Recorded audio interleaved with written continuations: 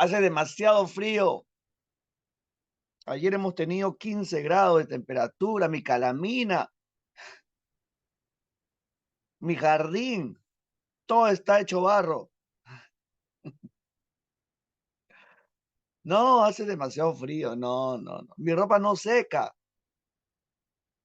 No, hace demasiado frío. No me gusta el frío. No. El día acaba temprano, a las 6 de la tarde, y acaba el día, ya anocheció ya. Yo no quiero ni salir de su casa. ¿Qué es esto? Ya, bueno.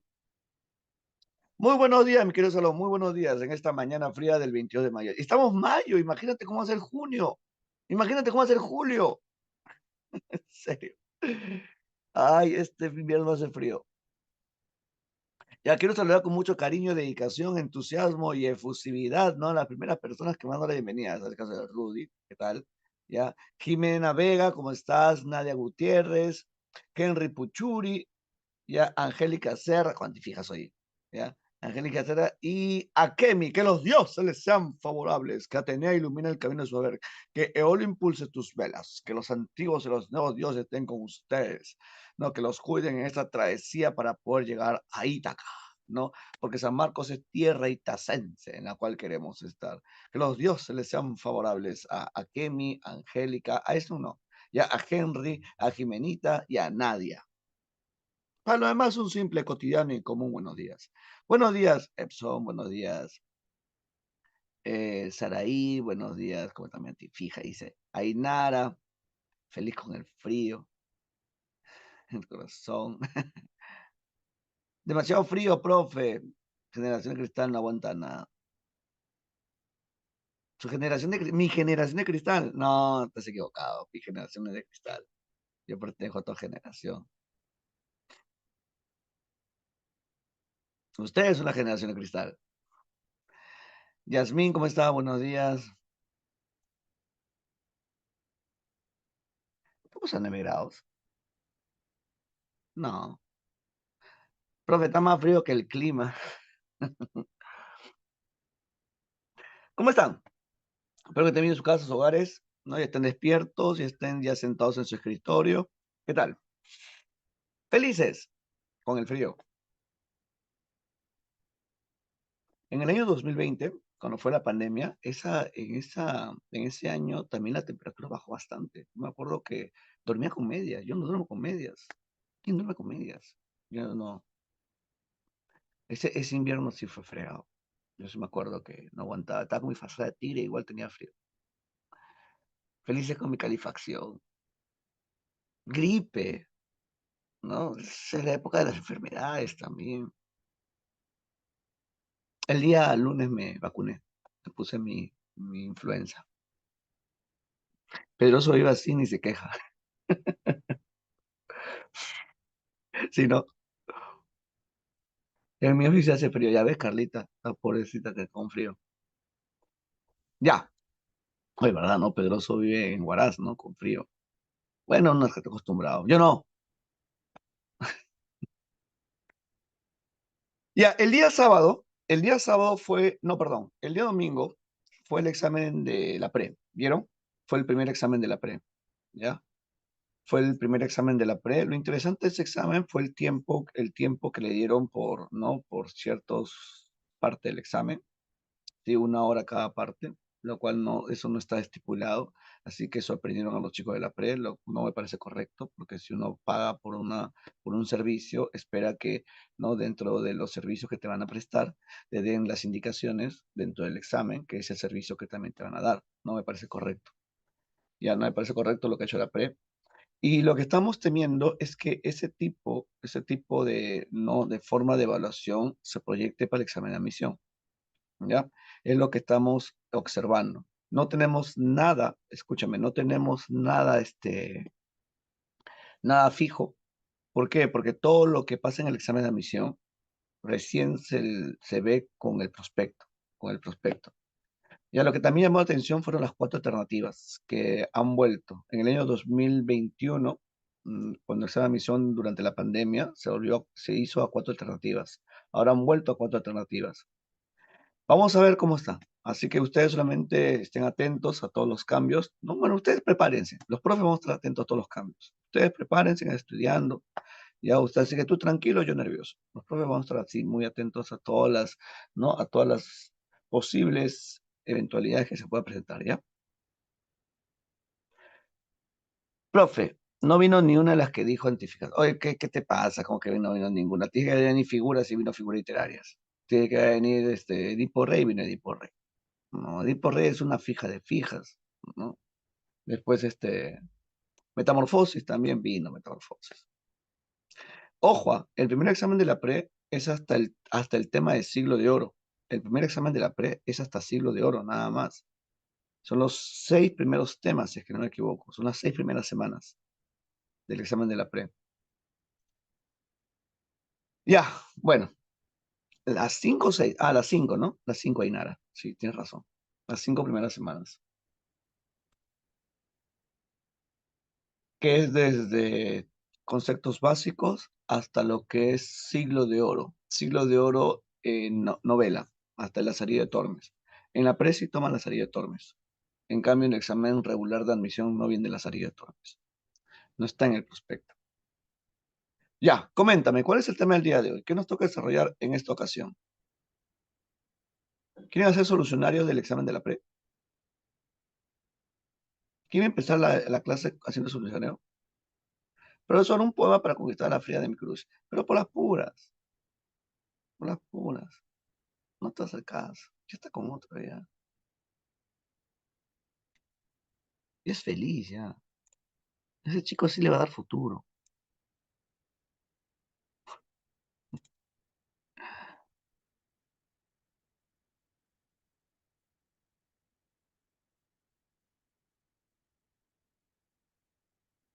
Como una de Vallejos.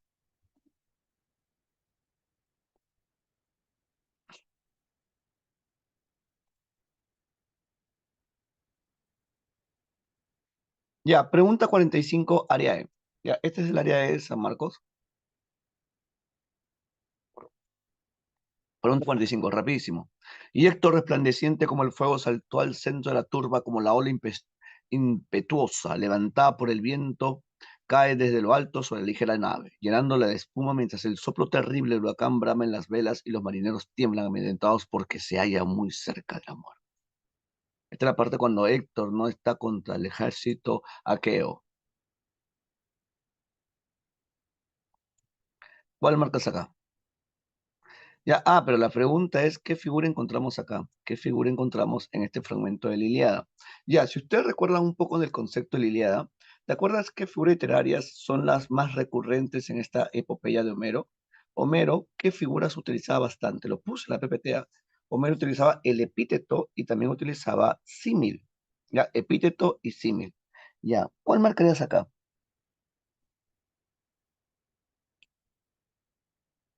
Aquí, si nos damos cuenta, encontramos Héctor, resplandeciente como el fuego. Ah, mira, un nexo comparativo, la palabra como. Saltó al centro de la turba como la ola impetuosa. Ah, ya salió ya. ¿Cuál es la clave? La A. Lo que marcó el muchacho está bien. Símil. Muy bien. Edipo Rey. Le dije que venía Edipo Rey, vine Edipo Rey. Ya, Edipo está hablando con el servidor. Esta es la parte ya del desenlace. ¿Qué fue con ese dedo? Sí, lo mismo me pregunté. No es mi dedo ya, porque mi dedo sí está muy bien cuidado, tiene manicure y también tiene brillito. Así que eso no es mi dedo. ¿Ya? Sí le echo brillito. Edipo. Edipo le pregunta, ¿le entregaste al niño por el que pregunta? Él lo hice, y ojalá hubiera muerto ese día. Y el servidor vuelve a decir, ay de mí, estoy ante lo verdaderamente terrible de decir. Y el servidor vuelve a decir, se decía que este niño mataría a sus padres. Y tipo, ¿y cómo? En ese caso, tú lo entregaste a este anciano por compasión, Señor, pensando que se lo llevaría a otras tierras donde él era, y éste le salvó para los peores males. Pues si eres tú en verdad quien él asegura, sábete que has nacido con funesto destino. Y Edipo, ¿qué dijo? Lo mismo que tú dices cuando ves tu simulacro. Ay, ay, todo se cumple con certeza. Oh, luz del día, que te ve ahora por última vez. Yo que he nacido de lo que no debía, tenido relaciones con los que no podía y habiendo dado muerte a quienes no tenía que hacerlo. Salón, cuando ese servidor, ¿quién es este servidor? Acá en esta traducción, ya, porque recuerda que está compuesto en griego, en esta traducción ponen servidor. ¿Quién es el servidor? ¿Quién es el personaje, ¿no? Que al final le dice estas palabras? Yo le entregué al niño a ese hombre, porque se decía que este niño iba a matar a sus padres. Este es el antiguo soldado de Layo, el pastor, el pastor. Ya esta es la parte final de la obra, el desenlace. Cuando Edipo dice, oh, todo se ha aclarado ya, oh luz, pudiera verte por última vez. Entonces se está dando cuenta de que el destino se ha cumplido. ¿Cuál marcaríamos acá? La B. Lo que marcó el muchacho está bien. Se muestra la limitación e incertidumbre del ser humano ante su destino.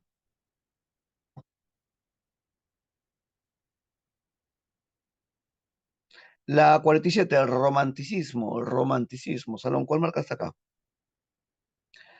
Dice, marca lo correcto. Predomina la subjetividad de los personajes y el culto al yo. Claro, los románticos, hay un fuerte individualismo, esto es cierto. Define la libertad creadora y la idealización de la naturaleza. Sí, la naturaleza es idealizada y se busca más que todo la libertad, rompiendo la influencia neoclásica. Busca la absoluta novedad y rechaza el pasado legendario. Ya hasta la mitad está bien, pero esto de rechaza el pasado legendario, no. No, hay una revaloración del pasado. La vida burguesa deja de ser representada. No, la vida burguesa está siendo representada. Por ejemplo, la escucha el joven Werther. Werther es un burgués, Alberto es un burgués. Esto es falso. Aquí la clave ¿cuál sería? La D. Así es, Carlita. La 48, crimen y castigo. Ya, algo interesante de esta pregunta es que me dice, marca lo incorrecto. Lo incorrecto, o sea, lo que no es, ¿ya? Leemos el fragmento. Dice, sí, pero ¿qué quiere decir usted con eso de sin esperanza? Acá vemos otro guión. Salón, recuerda que los guiones tienen que ver con lo que, no un diálogo. Dice, pero ¿qué quiere decir usted con eso de sin esperanza? Pues al decir sin esperanza, quiero decir sabiendo que uno va aún a fracasar. Por ejemplo, usted está convencido, participó de que cierto señor, un ciudadano íntegro y útil a su país, no le prestará dinero nunca y por nada del mundo. ¿Por qué se lo ha de prestar? Dígame. Él sabe perfectamente que yo no le devolvería jamás por compasión. El señor Lebeziatnikov, que está siempre al corriente de las nuevas ideas, decía el otro día que la compasión está vedada a los hombres, incluso para las ciencias, y que así ocurre en Inglaterra, donde impera la economía política. ¿Cómo es posible, dígame, que este hombre me preste dinero? Pues bien, aún sabiendo que no se puede sacar uno se pone en camino. Aún sabiendo que no se le puede sacar nada, uno se pone en camino. Ya, ¿qué vemos acá? Aquí vemos que hay dos personas que están conversando. ¿Sobre qué? Sobre la falta de dinero y posible préstamo, que están diciendo que no, ¿cómo te va a prestar si tú nunca lo vas a devolver? ¿Cómo por compasión? O sea, se ponen a reflexionar a raíz de estas falencias, ¿no? La falta de dinero. Y aquí vemos un diálogo, que algo muy típico de la obra de Dostoyevsky. Ya vamos con las alternativas. Tenemos que descartar porque me dice la incorrecta. El diálogo tiene un lugar predominante en la composición y revela tensiones psicológicas, sí, ¿no? Hay dos posturas, dos formas de pensar. Eso revela tensiones. Esto es verdad, así que no es la clave. La solidaridad y la compasión son valores que se asumen como incuestionables, o sea, que no se pueden cuestionar en la obra. No, se está cuestionando, ¿no? Eso, ¿no? Así que esta podría ser la clave. La C. La falta de dinero propicia que los personajes se planteen cuestionamientos más profundos. Claro, están hablando de, ¿no? De un posible préstamo porque no tienen dinero. ¿Ya? Esto es verdad. Y recuerda que en la obra de Dostoyevsky los personajes están marcados por la desgracia, son personajes que viven en situaciones límites. D. Se observa que el autor tiene un especial interés por representar la subjetividad humana. Claro, si están acá de un diálogo y hay formas de pensar y están hablando uno sobre el otro, ¿no? Y están discurriendo sus creencias, hay una subjetividad. Por eso que se dice que Dostoyevsky desarrolla una novela psicológica, porque hay una representación de su forma de ver las cosas. Ya, esto es verdad. La clave sería la B. La B. Y la última. Ah, no, perdón, la penúltima. Frank Kafka, La Metamorfosis. Esto de levantarse pronto, pensó, le hace uno desvariar. El hombre viene, ¿no? El hombre tiene que dormir. Otros viajantes viven como pachas. Si yo, por ejemplo, a lo largo de la mañana vuelvo a la pensión para pasar a limpio los pedidos que he conseguido, estos señores todavía están sentados tomando el desayuno. Eso podría intentar yo con mi jefe. En ese momento iría a parar a la calle. ¿Quién sabe? Por lo demás, si no sería lo mejor para mí. Si no tuviera que dominarme por mis padres, ya me habría despedido hace tiempo, me habría presentado ante el jefe y le habría dicho mi opinión con toda mi alma. Se había caído de la mesa. Esta es la parte inicial de la obra. Este es cuando Gregorio Samsa, después de levantarse, ya él, bueno, después de abrir los ojos, se ve convertido en un insecto. Y en ese momento, cuando quiere ponerse de pie, no puede, porque su forma actual no se lo permite. Y en ese momento de transformación, él se pone a reflexionar, se pone a pensar, ¿no? Se pone a pensar en el duro trabajo que tiene. Y él dice en ese monólogo, él dice, si no fuera por mis padres, hace tiempo le habría dicho a mi jefe todo lo que pienso. Acá Gregorio está cansado, ¿no? De ese estilo de vida que tiene, marcado por horarios muy estrictos. Hay otras personas que toman desayuno hasta tarde, en cambio yo con el jefe que tengo, no me inspiré en el acto, lo cual sería bueno para mí, pero si no fuera por mis padres. ¿Ya qué vemos acá? ¿Cuál marcarías?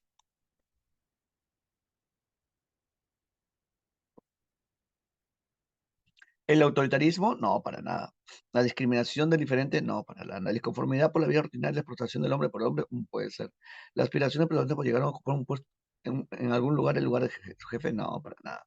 ¿La clave cuál sería? Así es, ¿dónde está la uña? Oye, este muchacho se come la uña, ¿no? Mira, sí, pues hasta se come hasta los pellejitos, ¿no? Mira acá, pellejito, acá está hasta el límite. Sí, ¿no? Oye, yo tenía una alumna, no sé, ¿no? Que sufría de tanta ansiedad que se comía hasta las uñas del pie. En serio, ya, porque yo le vi las manos y le digo, oye, te estás comiendo las uñas, te va a hacer daño. Le dije, ten mucho cuidado. Me dijo, no, profe, la ansiedad. No tengo tanta ansiedad que me han llevado al psicólogo porque me como las uñas del pie. Me dijo, ¿qué? Y le digo, pero no puedes tomar agua para calmar la ansiedad, evita los dulces, porque los dulces a veces también no te enervan, te ponen intenso. Evita los dulces. Sí, profe, me ha dicho mi psicólogo, pero igual no puedo, profe.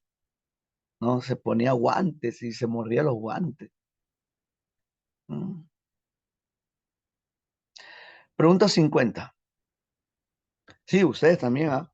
Están solitos en su casa, están ahí atentos, no, preparándose. No luchen contra la ansiedad. La ansiedad, eviten el café, eviten los dulces. No lleva algunos objetos en la mano para que puedas, no, esa energía que tienes, lo puedas no orientar hacia ese objeto, lo cual te va a ayudar. Pregunta 50. El tema del día de hoy, creo. El cantar del music. La métrica que se aprecia a lo largo del poema es irregular. Sí, todo cantar de gesta, debido a esa composición oral, no hecha por juglares que carecen de educación, presentaban una métrica irregular. La una es verdad. El destierro, la recuperación del arroz son temas principales, sí. El Cid al comienzo de la obra es desterrado y uno de los temas que ata toda la obra es no la honra, problemas de la honra, la pérdida y recuperación de la honra del Cid. Tres, los infantes de Carrión azotan a sus esposas de clase social superior a la de ellas. No, los infantes de Carrión azotan a las hijas del Cid porque la consideraban inferiores. Cuatro, el rey prohíbe que las hijas del Cid se casen con los infantes. No, es el rey el que incentiva ese matrimonio. Así que sería unidos. La clave es la A. O este chico marcó todo bien. Ojalá le vaya bien.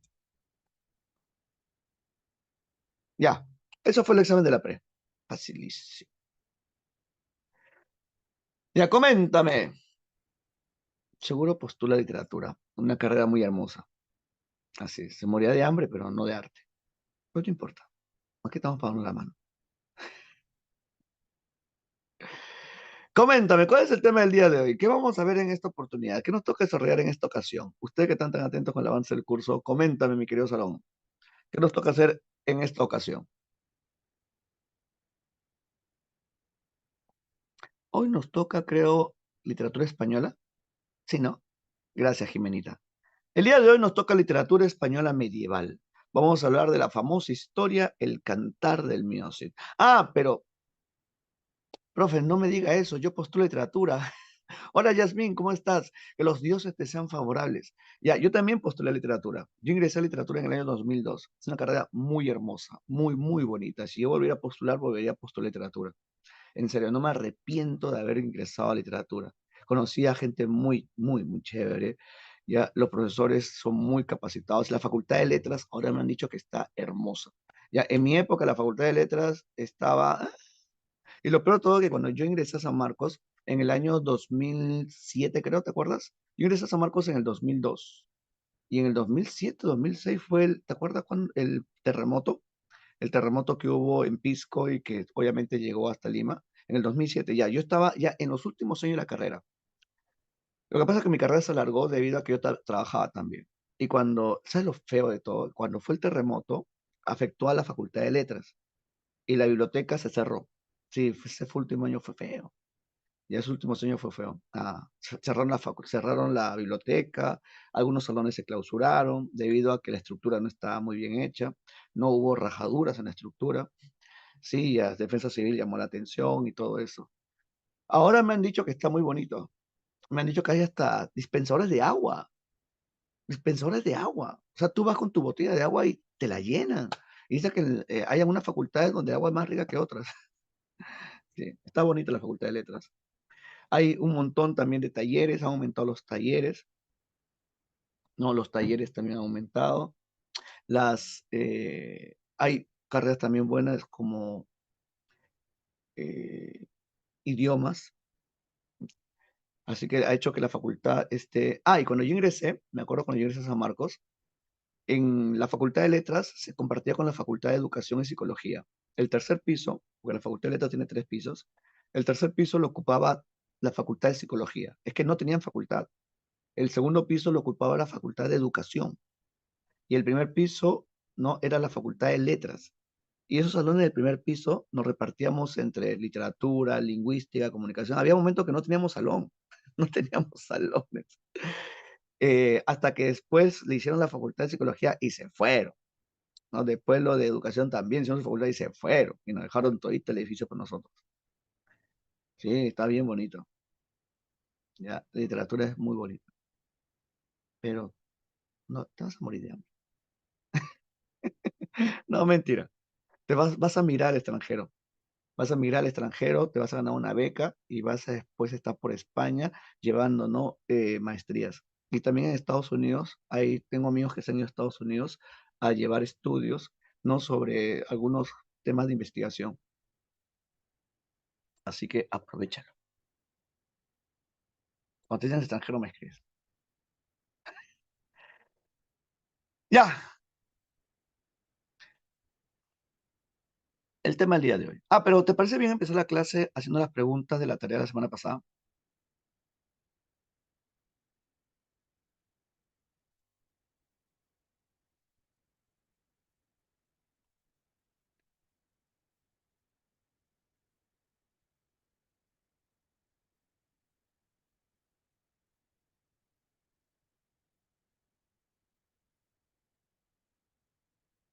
¿Faltó el resumen de qué? No, sí hicimos. ¿De la metamorfosis? No, sí hicimos. A ver, confirme.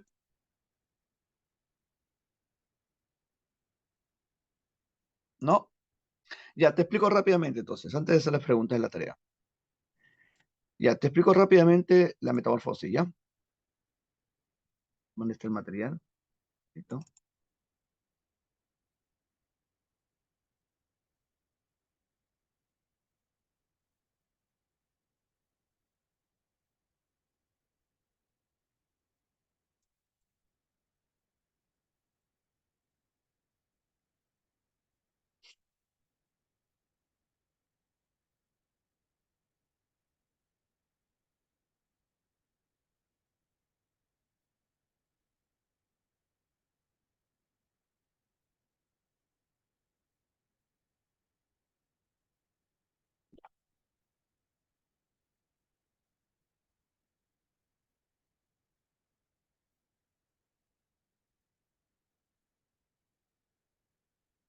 La Metamorfosis, te explico rápidamente. La Metamorfosis es una novela publicada por Frank Kafka cuando él aún se encontraba con vida. Recuerda que Frank Kafka murió a la corta edad de 41 años víctima de la tuberculosis, una enfermedad que en esa época no tenía cura a raíz de que la penicilina aún no se descubría, o recién se había descubierto, creo.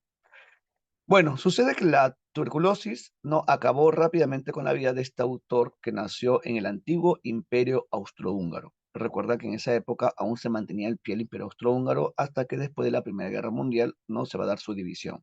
Y el día de hoy ese país lo conocemos como República Checa. Bueno, una parte de ese Imperio Austrohúngaro ya es República Checa. República Checa y Franz Kafka nació no, nació en Praga. Este famoso autor, ¿no?, de raíz judía, publicó en lengua alemana esta novela. ¿Por qué lo publicó en alemán siendo él no checo? Lo que pasa es que en esta época el alemán era la lengua que te ayudaba a tener una mayor proyección dentro de la conversación de tu obra. Era considerado como una lengua de cultura, de la lengua alemana en esta zona de Europa. ¿Ya? Y Frank Kafka publicó esta novela en alemán, Die Verwandlung, que según Jorge Luis Borges está mal traducido, debería ser la transformación. Pero nosotros lo conocemos como la metamorfosis. Y no importa, el título calza muy bien. Me parece mucho más poético el término de ¿no?, de la metamorfosis que la transformación. Nos cuenta la historia de Gregorio Samsa. ¿Cómo empieza la novela? Escucha cómo empieza la novela, ¿ya? La novela empieza cuando el personaje principal se despierta convertido en un monstruoso insecto. Salón, así empieza la novela. Gregorio Samsa ya no es humano. Desde el inicio vemos que Gregorio Samsa ha cambiado por completo físicamente. Gregorio Samsa ya no es humano, ya no es humano. Ya, profe, pero ese es un hecho absurdo. Sí, es un hecho fantástico. La novela es una novela fantástica porque se sucede una transformación de un hombre en insecto, lo cual es imposible en el mundo real. Pero esa imposibilidad hace de que la novela sea una novela fantástica que tenga una fuerte carga metafórica. Por eso que se dice que presenta una alegoría. Una alegoría es una metáfora de la alienación del hombre en la sociedad moderna, de cómo es que el hombre pierde su condición humana y se convierte simplemente en un ser que ya no piensa por sí mismo y podría ser un insecto, ya un ser repudiable a su condición. Gregorio Samsa. La novela empieza, escucha cómo empieza la novela ya. La novela empieza diciendo lo siguiente: después de un sueño intranquilo, Gregorio Samsa se despertó convertido en un monstruoso insecto. Gabriel Sosa se ve a sí mismo, imagínate tú en tu cama, se ve a sí mismo, ve su vientre abultado, tenía curvas, manchas, puntitos blancos en su vientre y en vez de brazos tenía innumerables patas que se movían caóticamente. Su espalda ya no era una espalda humana plana, sino era una espalda curva y eso le impedía levantarse, porque es más o menos como una tortuga boca arriba, ya no puede levantarse. En eso, Gregorio Samsa pensó que era un mal sueño y quiso volver a dormir. Como quiso volver a dormir, quiso echarse de costado, pero ya no podía porque su condición actual no se lo permitía. Y en ese momento se pone a reflexionar el duro trabajo que tiene, justo lo que leímos de la pregunta de la pre. No, él se pone a reflexionar ese trabajo que odiaba. ¿Qué trabajo tenía Gregorio Samsa? Él era viajante de comercio. Gregorio Samsa paraba siempre yendo de viaje y lo peor de todo es que sus jefes, porque tenía muchos jefes, ya ellos lo paraban acosando. Gregorio Samsa no podía entablar relación con nadie. Tenía que comer rápidamente entre trenes. No, él cada vez de que pasaba veía a otros empleados conversar y comer, pero él no podía porque estaba siendo sometido a unas condiciones, ¿no?, que no le permitía disfrutar al menos de ¿no?, de esa condición laboral. Y Gregorio Samsa dice: qué duro trabajo que tengo. Si no fuera por mis padres, porque Gregorio Samsa había asumido la deuda de su papá, si no fuera por mis padres, hace tiempo que había renunciado y le habría dicho a mi jefe todo lo que pienso. Y como este es medio sordo, no, yo tenía que acercarme un poco más y le diría todo y se caería de espaldas. Ja, ja, ja, se pone a reflexionar. Pero no, una cosa es lo que piensa y otra cosa es lo que hace. ¿Por qué? Porque Gregorio Samsa ya no es humano y está metido en la rutina. Y a pesar de que su condición no se lo permite, Gregorio Samsa quiere ir a trabajar, quiere ir a trabajar. No, ve el reloj y ya habían pasado las horas. Él tenía que salir a las 5 de la mañana y ya eran las 8 de la mañana. Habían pasado como 3 horas que estaba allí. ¿Cómo es posible? Dice Gregorio Samsa. ¿Por qué no sonó el despertador? ¿Qué habrá sucedido? Y en ese momento golpea a su mamá la puerta. Gregorio, ¿estás allí? Su papá golpea la puerta. Gregorio, ¿estás allí? Su hermana Grete golpea la puerta. Gregorio, hermanito, ¿estás allí? Abre, por favor. Gregorio tenía la costumbre de mantener la puerta cerrada por los viajes que tenía. Y Gregorio no estaba en la cama, intentó decir algo, pero esa voz que salía ya no era una voz humana. No, pero no, al parecer calmó a sus padres porque se fueron. Y Gregorio intentó ponerse de pie y no podía porque su condición no se lo permitía. Y hasta su jefe va a su casa y le golpea la puerta y para colmo le llama la atención diciendo, ¿cómo es posible, señor Gregorio, que usted nos haga perder el tiempo de esta manera? Yo quería hablar con usted, pero viendo de que usted no abre la puerta, tengo que decirlo aquí frente a sus padres. Su trabajo ha dejado mucho que desear. Es cierto que no es una época favorable para los negocios, pero el negocio no se puede detener. Y le echa la culpa a Gregorio de que el trabajo no está yendo bien. Imagínate frente a sus padres. Y Gregorio, después de mucho esfuerzo, se pone de pie, abre la puerta con su boca monstruosa porque no tenía dedos. Y cuando abre la puerta, Gregorio intenta hablar y decirles que él va a tomar su maletín, va a listar sus cosas, va a tomar desayuno, porque el desayuno es lo más importante del día. Pero en verdad, Gregorio no hablaba, sino que salía un sonido extraño de ese ser espantoso. Imagínate ver un insecto que intenta comunicarse contigo y que mueve sus patas frente a ti. No, el jefe se va corriendo. El papá lo mira con desprecio, la mamá se desmaya y la única persona al comienzo de la novela que siente pena por él es su hermana Grete. Grete al comienzo, Grete que tenía unos 18 años, Grete al comienzo, ella le llevaba, ¿no? Ella le llevaba comida, ella intentaba limpiar su habitación, pero esa cosa ya no era humana, porque Gregorio Sansa no le gustaban las cosas recién hechas, le gustaban las cosas podridas. Su cuarto se había convertido en un pequeño basural y Gregorio caminaba por las paredes, se iba al techo, a veces se dejaba caer del techo a la cama, ¿no? Y así Gregorio va a convertirse su cuarto en un espacio solo para él que la familia lo va a marginar, porque Gregorio ya no era útil, ya no trabajaba, ya no traía no recursos para la familia, ¿no? Y la familia no se dieron cuenta que el espacio que tenían era muy grande para ellos, tenían una gran casa. Pensaron en mudarse, pero lo que los ataba a la casa aún era Gregorio, ¿no? El papá vuelve a trabajar y todo el día paraba con su uniforme de usanza. Ni siquiera se lo sacaba para dormir. Grete y su mamá se ponen a hacer trabajo de costura. No van a contratar una mujer para que los ayude, pero como no podían pagarle, no van a despedirle y van a contratar a otra mujer que iba algunos días a la semana para hacer un poco el trabajo duro. ¿Ya? Y Gregorio fue recluido a su habitación. Grete, no, la familia empieza a alquilar habitaciones, ya unos inquilinos, y la familia empieza a mover las cosas, como Gregorio, su cuarto, ya no era un ser humano, sacaron cosas de su cuarto, sacaron, no, varias cosas y su cuarto se convirtió en un pequeño almacén donde ponían cosas inservibles.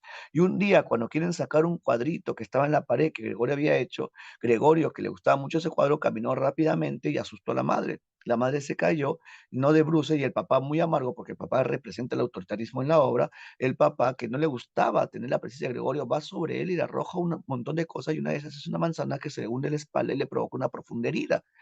¿Sí? La mamá era muy enfermiza. La mamá era una mujer que paraba siempre con diferentes medicamentos. Y el pobre Gregorio no va a ser recluido. A veces la criada que iba de vez en cuando le ponía una silla en la puerta para que no saliera. Van a alquilar habitaciones, van a llegar unos inquilinos. Y Grete un día se pone a tocar el violín. Se pone a tocar el violín para poder practicar. Gregorio escucha la bulla, le gusta mucho la música y Gregorio hace mucho tiempo pensó en matricular a su hermana Grete en el conservatorio. Gregorio no quiso matricularla para que siguiera su estudio de violín. Y Gregorio sale de su habitación. Ese día la criada se olvidó de poner la traba en la puerta. Gregorio sale y sale de tal manera que asusta a los inquilinos. Los inquilinos amenazan al padre que lo van a denunciar. Los inquilinos se asustan. El padre va a buscar, no empuja a Gregorio. Gregorio, que no tenía control sobre sus patas, se choca con diferentes partes de la puerta. No, el padre no soportaba a Gregorio, a pesar de que Gregorio intentaba de alguna manera comunicarse con él, pero el padre no quería entablar ninguna relación con ese ser asqueroso. No, y en ese momento Grete se pone a gritar. ¿Y qué dice? Esa cosa no es mi hermano, esa cosa no es Gregorio, porque si fuera Gregorio entendería que nos hace daño, entendería que lo mejor sería que se fuera, entendería que lo mejor sería que muera, pero no, ese es un monstruo que se quiere apoderar la casa, mira, está allí, y Grete se pone a decir que era un monstruo, su pequeña hermana Grete, a la luz de sus ojos, a la que tanto quería, le dice que lo mejor que sería que se muriera, y en ese momento Gregorio se fue a su habitación, y Gregorio entendió que lo mejor sería morir, que lo mejor sería morir, y Gregorio no se fue, y Gregorio que ya estaba enfermo, delgado, y tenía heridas en la espalda, no, Gregorio entendió que lo mejor sería irse de este mundo. ¿Ya? Y Gregorio se fue a su habitación y allí pensando con su familia, con amor, ¿no? Pronto descubrió que ya no podía moverse. Esto no le sorprendió, porque era más antinatural que hubiera podido moverse con esas patitas tan delgadas. Y Gregorio se dijo, ¿y ahora qué? Aunque sentía dolores por todo el cuerpo, cada vez era más débil. Y Gregorio pensó en su familia con ternura y con amor. Y con una certeza posiblemente mayor que la de su hermana, supo que tenía que desaparecer. Quedó tumbado en un estado de meditación vacía y apacible hasta que el reloj de la torre dio las 3 de la madrugada y Gregorio murió. Gregorio murió y nadie se enteró. Al día siguiente, cuando fue la criada, ¿no? Y se metió en la casa haciendo bulla, ¿no? La criada no se fue al cuarto de Gregorio y cuando entró al cuarto de Gregorio lo vio allí tumbado en el piso. Pensó que simplemente estaba allí, no jugando, y con un palo empezó a golpearlo y Gregorio no se movía. Y la criada seguía golpeándolo y Gregorio no se movía. Y después de tantos golpes y movimientos, se dio cuenta que Gregorio había muerto. Va donde la familia y la familia, ¿no? En vez de ponerse a llorar y sentir tristeza, ellos sienten alivio y se ponen a pensar, ¿no? Y deciden irse de viaje. Deciden irse de viaje porque ya murió Gregorio y era lo único que los ataba a la casa. Y para irse de viaje, ¿no? La familia se pone a escribir cartas para pedir permiso a sus superiores, ¿no? A su jefe, el papá, ¿no? A la mamá, a las personas a quienes les debía los trabajos de costura, y se ponen a escribir, y la criada se pone a limpiar la habitación, y la criada cuando coge la bolsa y se va a ir, no, a botar la basura, no, la criada quiere contarle lo que ha hecho, y la familia no le hace caso, y el papá con la mano la bota, y dice, ya vete, y la criada se va malhumorada, y la familia sigue escribiendo y se va de viaje. Se van de viaje, ¿no? Y sienten alivio. Y el papá dice, abrácenme, mire, yo que he sufrido bastante, abrácenme, abrácenme.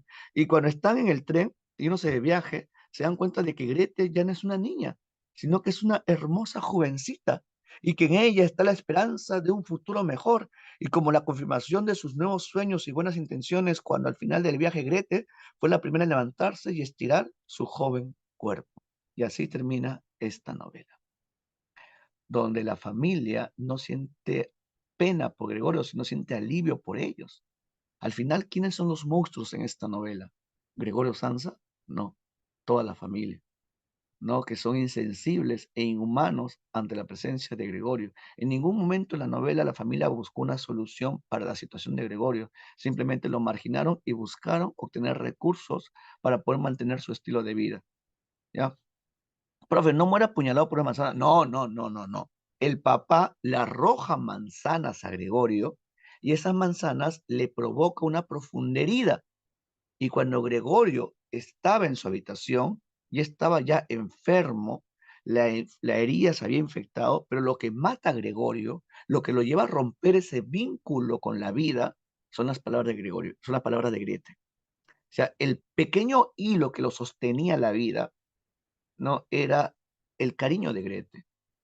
Pero cuando Grete dice es un monstruo y debería morir, ese hilo se rompe. Y Gregorio decide ya no vivir. Y se deja morir. Se deja morir. ¿Ya? ¿Por qué? Porque Gregorio ya no comía. No comía. Gregorio estaba delgado. No comía y para colmo tenía la infección en la espalda, en el caparazón. ¿Sí? Min.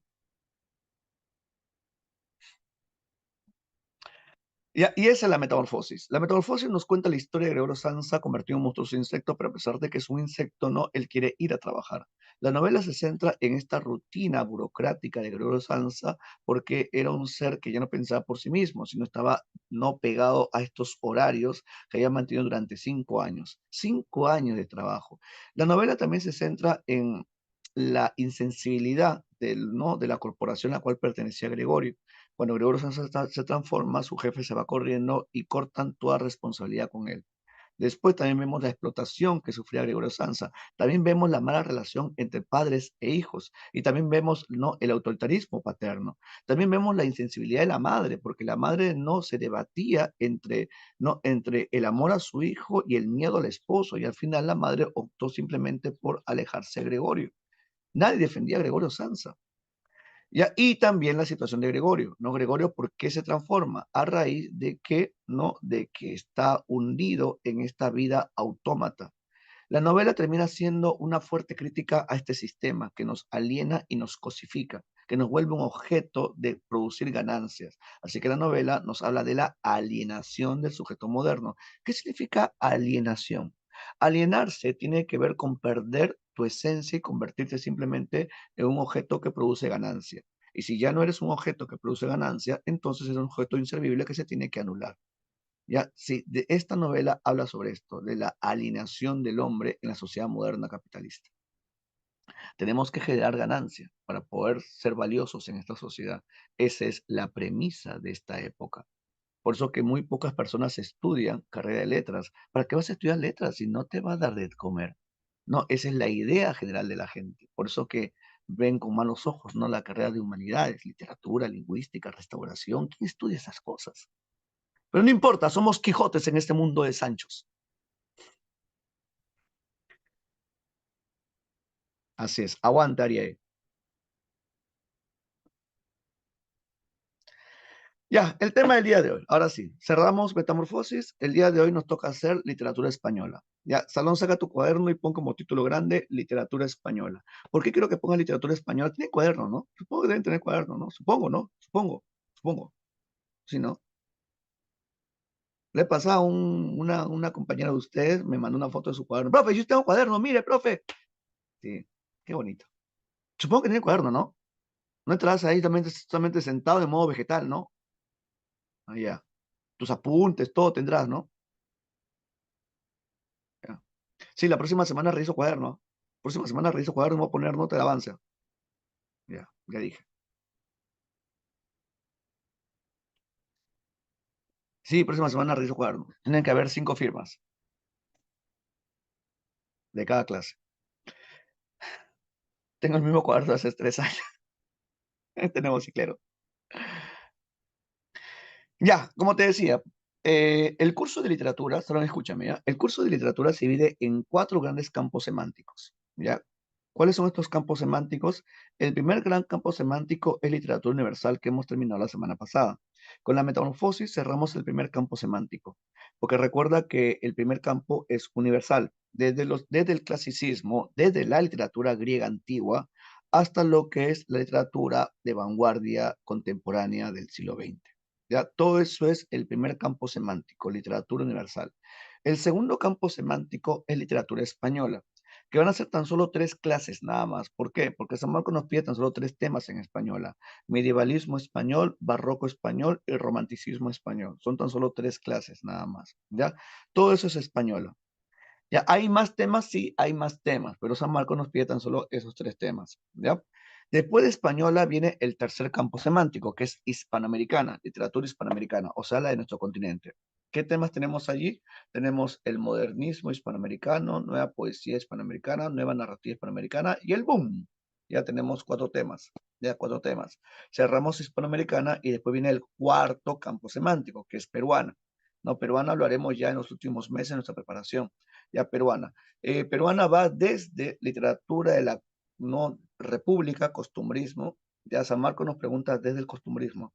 Costumbrismo, romanticismo, realismo, posmodernismo, vanguardismo, indigenismo, G50 y generación de 60, que San Marcos lo llama narrativa peruana última. Vamos a hablar desde Manuel Asensio Segura y Sobra Ñacatita hasta Mario Vargas Llosa y su novela La ciudad y los perros.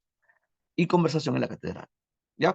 Así que te voy a pedir que pongas grande literatura española. ¿Para qué? Para que lo diferencies con el primer campo semántico. ¿Ya? Y después de haber puesto grande literatura española, vas a poner abajito literatura medieval española. El periodo de los orígenes. No, o periodo de formación, mejor. El periodo de formación. ¿Por qué? Lo que pasa es que en la Edad Media, que vamos a hablar el día de hoy, en la Edad Media surge este idioma que tú y yo compartimos, aparece el español, ¿no? Que fue llamado castellano, porque viene del dialecto de Castilla, ¿ya? Eh, Traiga su pizarra por si escriba. No, no, no, hoy hacemos PPT, hoy hacemos PPT, ya, hoy hacemos PPT. La próxima semana creo que sí hago pizarra, ¿ya? No tengo pizarra yo, ¿ah? ¿Conoce mi pizarra, no? Yo les he mostrado mi plana. ¿Conoce mi pizarra? ¿Les he mostrado? Sí, ¿no? Hemos hecho clase.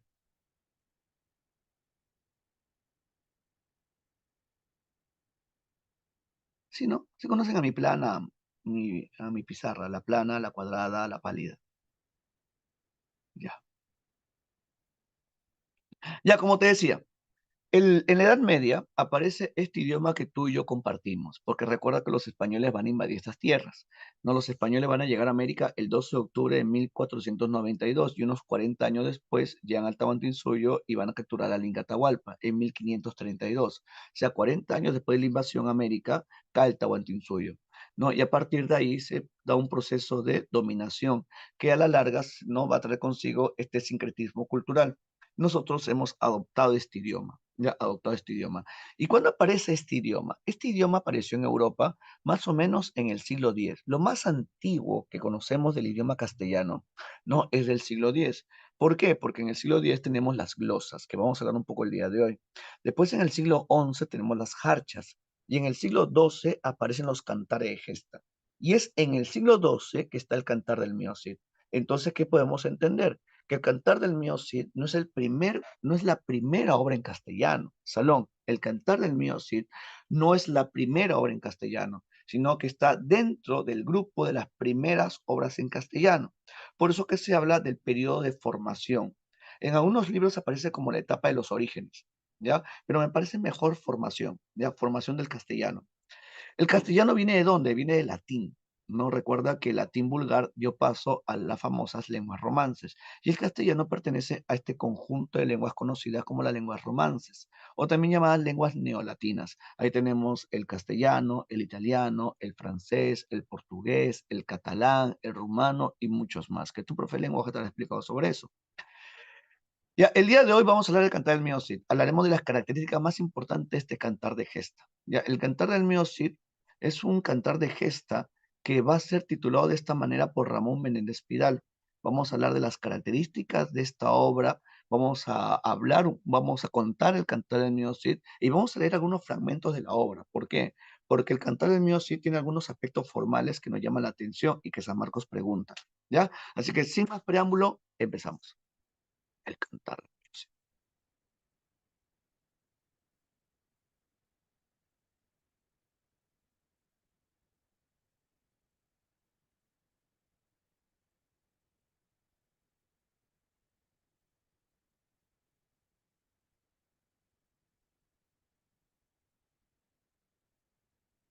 ¿Se ve mi pantalla?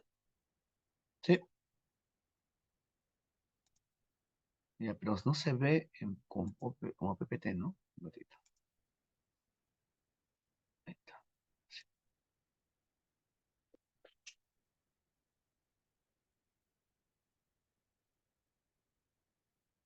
ahí está.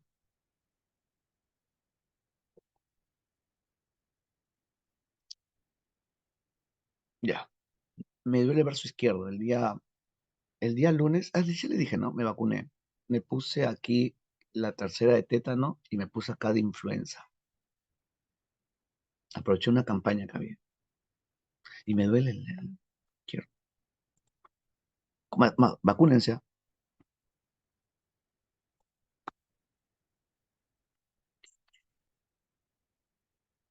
Ya, esto es todo lo que vamos a hacer en española. Salón, mira este cuadrito. Este es todo el cuadro que resume todo lo que es española. El punto número uno es medievalismo español, la Edad Media. Y aquí tenemos el Cantar del Mío Cid. Este Cantar de Gestas se compuso en el siglo XII. Oralmente se compuso en el siglo XII. Hasta hay dos fechas tentativas, ¿ah? Se cree que fue en el año de 1110 y que la refundición definitiva fue en el año de 1140. ¿Ya? El Cantar del Mío Cid. Después saltamos a lo que es el barroco español. ¿Ya? El barroco español. Y aquí tenemos la obra de Cervantes, El Quijote y La vida de sueño. Profe, ¿y el Renacimiento? Esto San Marcos no nos pregunta. San Marcos no pregunta Renacimiento, ya no pregunta Lazarillo de Tormes, ya no pregunta Garcilaso de la Vega. San Marcos salta del siglo XII al siglo XVII. Estamos hablando de 500 años de historia. San Marcos salta 500 años de historia y nos vamos a dónde? A Cervantes y Calderón de la Barca. Góngora no viene. Pero eso no quiere decir de que no preguntes. Sí, a veces pregunta San Marcos cosas que no viene. ¿Por qué? Porque están vinculados con un tema mayor. ¿Ya? Así que la próxima semana hacemos El ingenioso Hidalgo, Don Quijote de la Mancha y La vida de sueño. Después San Marcos salta ¿a dónde? San Marcos salta al romanticismo. ¿Ya? San Marcos salta al romanticismo. Acá, romanticismo. Y hablaremos de Becker, Gustavo Adolfo Becker. ¿Ya? Y este es siglo XIX, mira. Así, y neoclasicismo no viene. Leandro Fernández Moratín y su obra El cielo y la niña no viene. ¿Saltamos cuánto? Saltamos 200 años de historia, del siglo XVII al siglo XIX. 200 años de historia. Y lo demás, esto ya no viene. El realismo español, nunca ha venido el realismo español, ya por eso que San Marcos lo pone así un cuadro en blanco. Ahí tenemos a Benito Pérez Galdós y su novela Marianela, que a veces en el colegio se cuenta. La generación del 98, ahí tenemos a Antonio Machado, Campo de Castilla y Miguel de Unamuno con su novelón que es Niebla, la generación del 27 con Federico García Lorca, que este año en San Marcos lo puso, San Marcos se pasó, puso Boda de Sangre, pero en vez de preguntarte el argumento de Boda de Sangre, te preguntó a qué género pertenecía Bodas de Sangre. O sea, es una pregunta sobre un tema que sí viene, que son conceptos básicos, es una obra que ya no viene, ¿no? Sí, ahí San Marcos se pasó, ¿y qué te pasa, San Marcos? Y así que los tres temas que vamos a ver el día de hoy es ya, bueno, perdón, los tres temas que vamos a hacer en estas semanas, el primero es medievalismo español, después barroco español y romanticismo español, ¿ya? Profe, entonces puede venir con Blanca Varela. Ah, puede venir, pero no como pregunta directa, así como Boda de Sangre. Boda de Sangre vino, pero no como pregunta directa, sino que hacía alusión a géneros literarios que sí vienen. No, San Marcos hace eso cada rato. Te, te pone autores, te pone autores que no están en el prospecto pero te hace preguntas que sí están en el prospecto. Por ejemplo, el año pasado vino Charles Baudelaire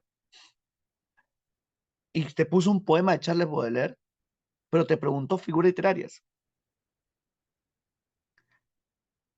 ¿Me entiendes? San Marcos es de Alianza.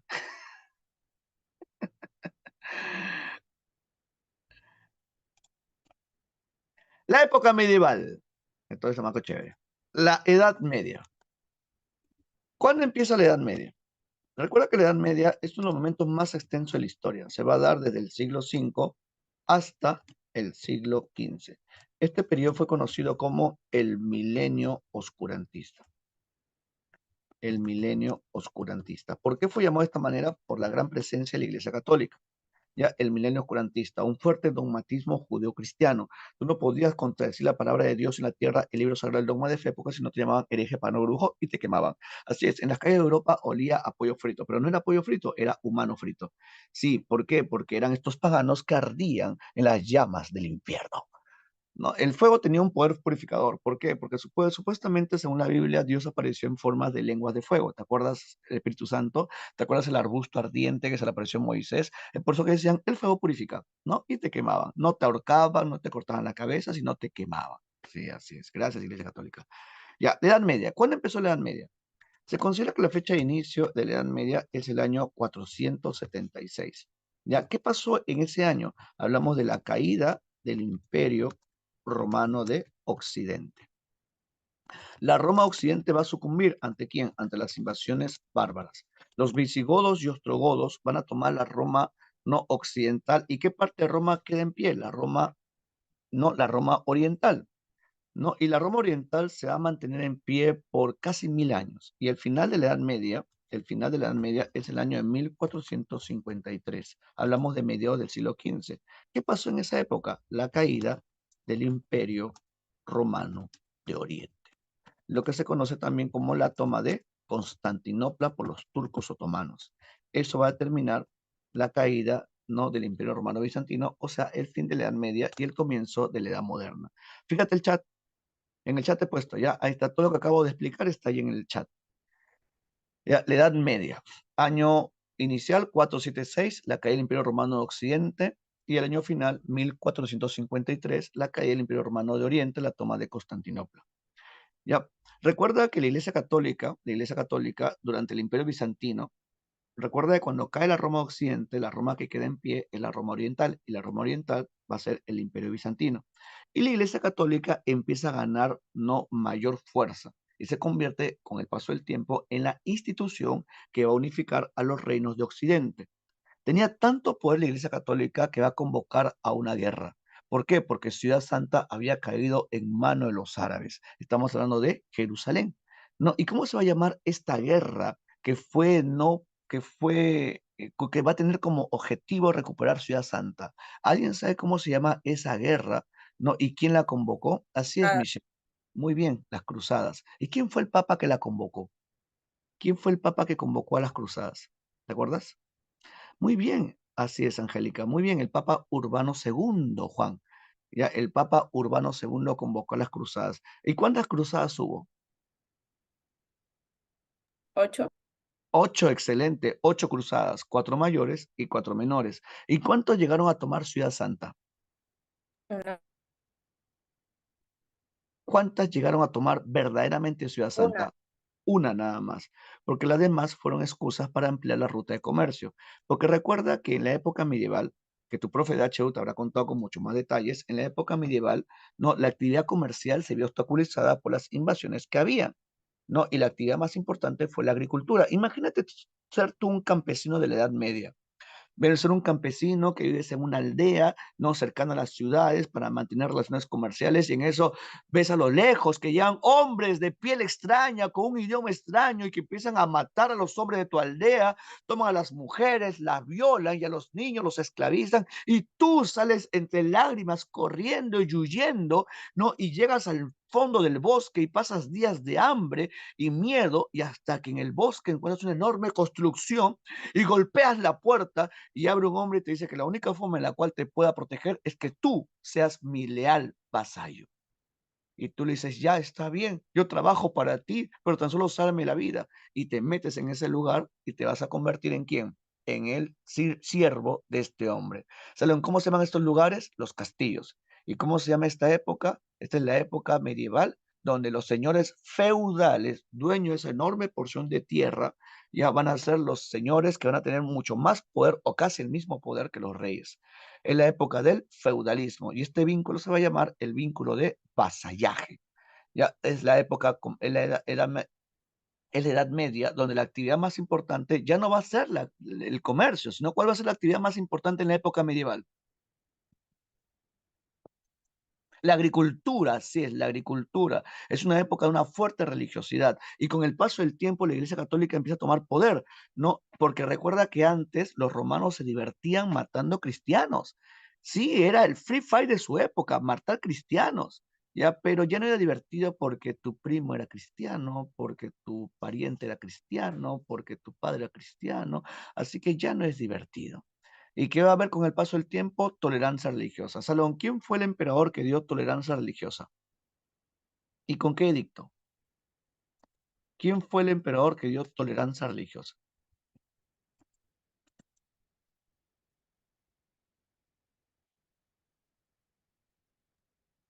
Así es, Angélica, fue Constantino con el edicto de Milán. Constantino con el edicto de Milán va a dar tolerancia religiosa y con el paso del tiempo, no esta religiosidad que va a ser permitida, o sea, una libertad de culto, con el paso del tiempo, ya el cristianismo se va a convertir en la religión que va a ser oficial dentro del imperio. ¿Y quién va a dar esa ley? ¿Quién institucionaliza, no, la religión católica dentro del imperio? ¿Quién fue? Así es, Michelle, ¿no? Muy bien, Teodosio con el edicto de Tesalónica. Teodosio con el edicto de Tesalónica. Ya, él oficializa el cristianismo como la religión del imperio. ¿Ya? Esto es muy interesante. ¿Por qué? Porque con esto podemos entender muchas características. Porque recuerda que en Europa, en la Edad Media, había un fuerte teocentrismo, un marcado teocentrismo. ¿Ya? Características de la Edad Media. A ver, características de la Edad Media. ¿Cuáles son? Un marcado teocentrismo, Dios como centro de su pensamiento. ¿Qué más? La lengua culta que dominaba esta época, la lengua culta va a ser el latín.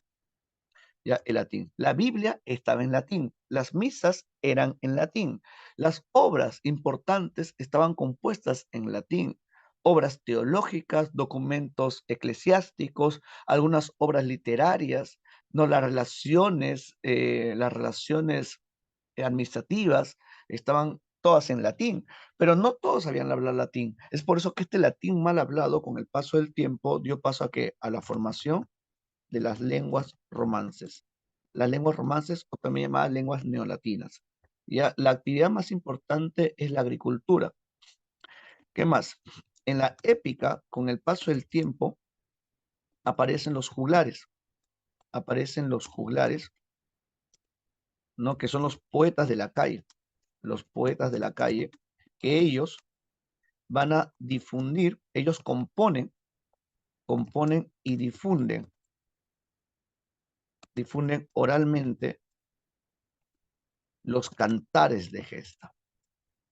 Recuerda que un juglar es una persona común y corriente, que simplemente tenía ganas de poder sobrevivir en una época donde el promedio de vida era 30, 40 y a lo mucho 50 años. ¿Por qué? Porque es una época de guerras, invasiones, no una época de un fuerte dogmatismo cristiano, la Santa Inquisición, y a eso le sumamos también la peste negra.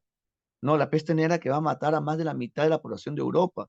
Así que las personas comunes y corrientes buscando crear algún oficio que los lleve a poder no mantenerse con vida, van a contar historias.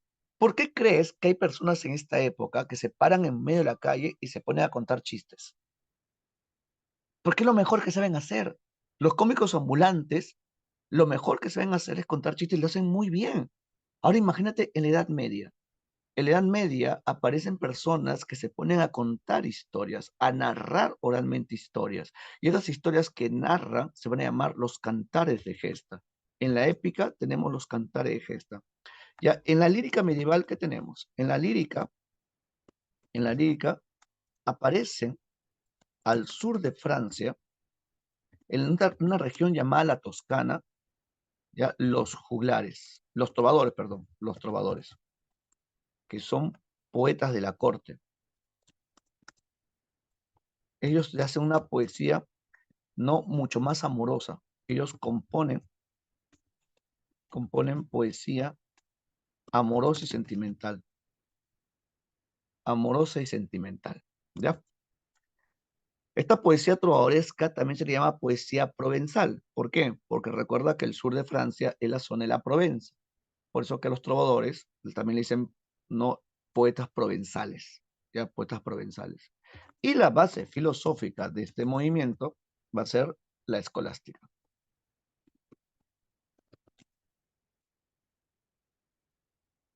La escolástica. Ahí está. Fíjate el chat.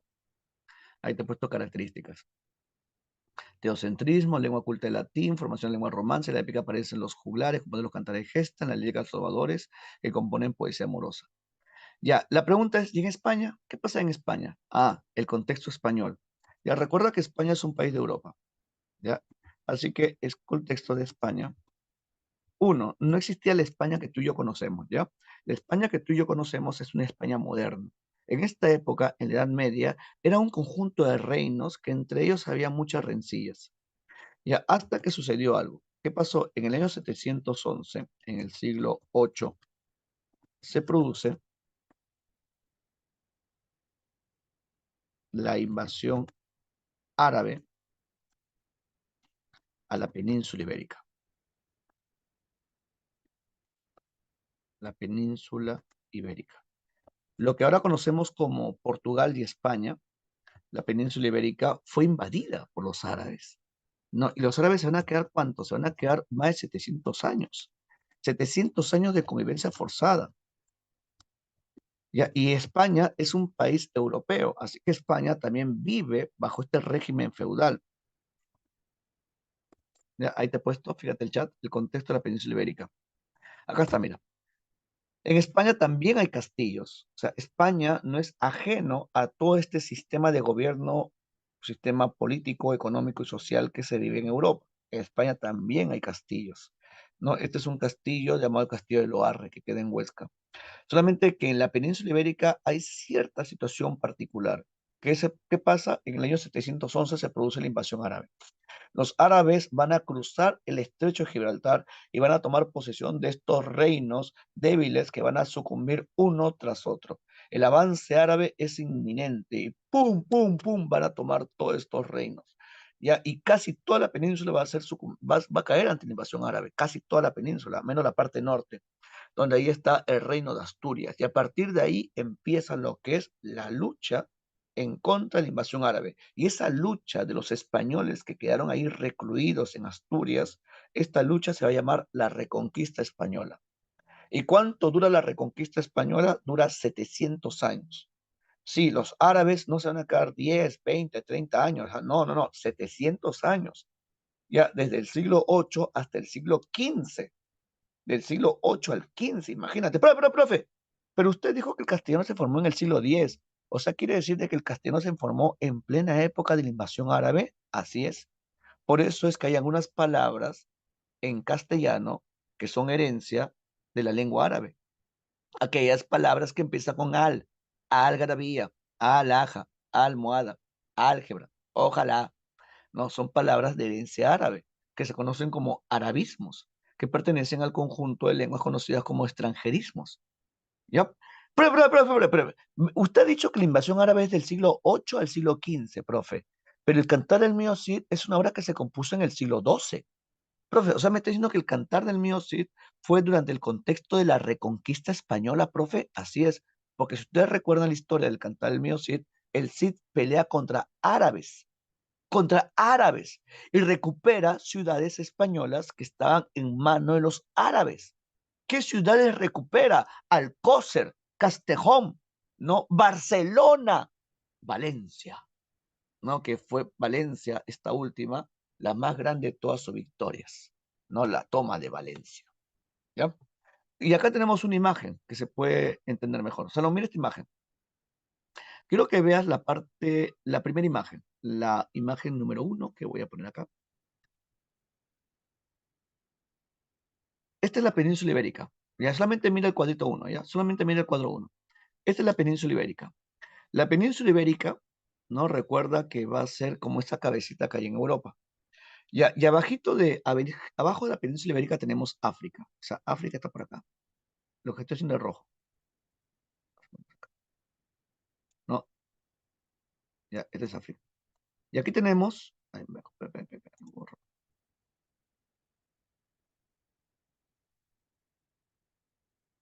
Ya, por acá.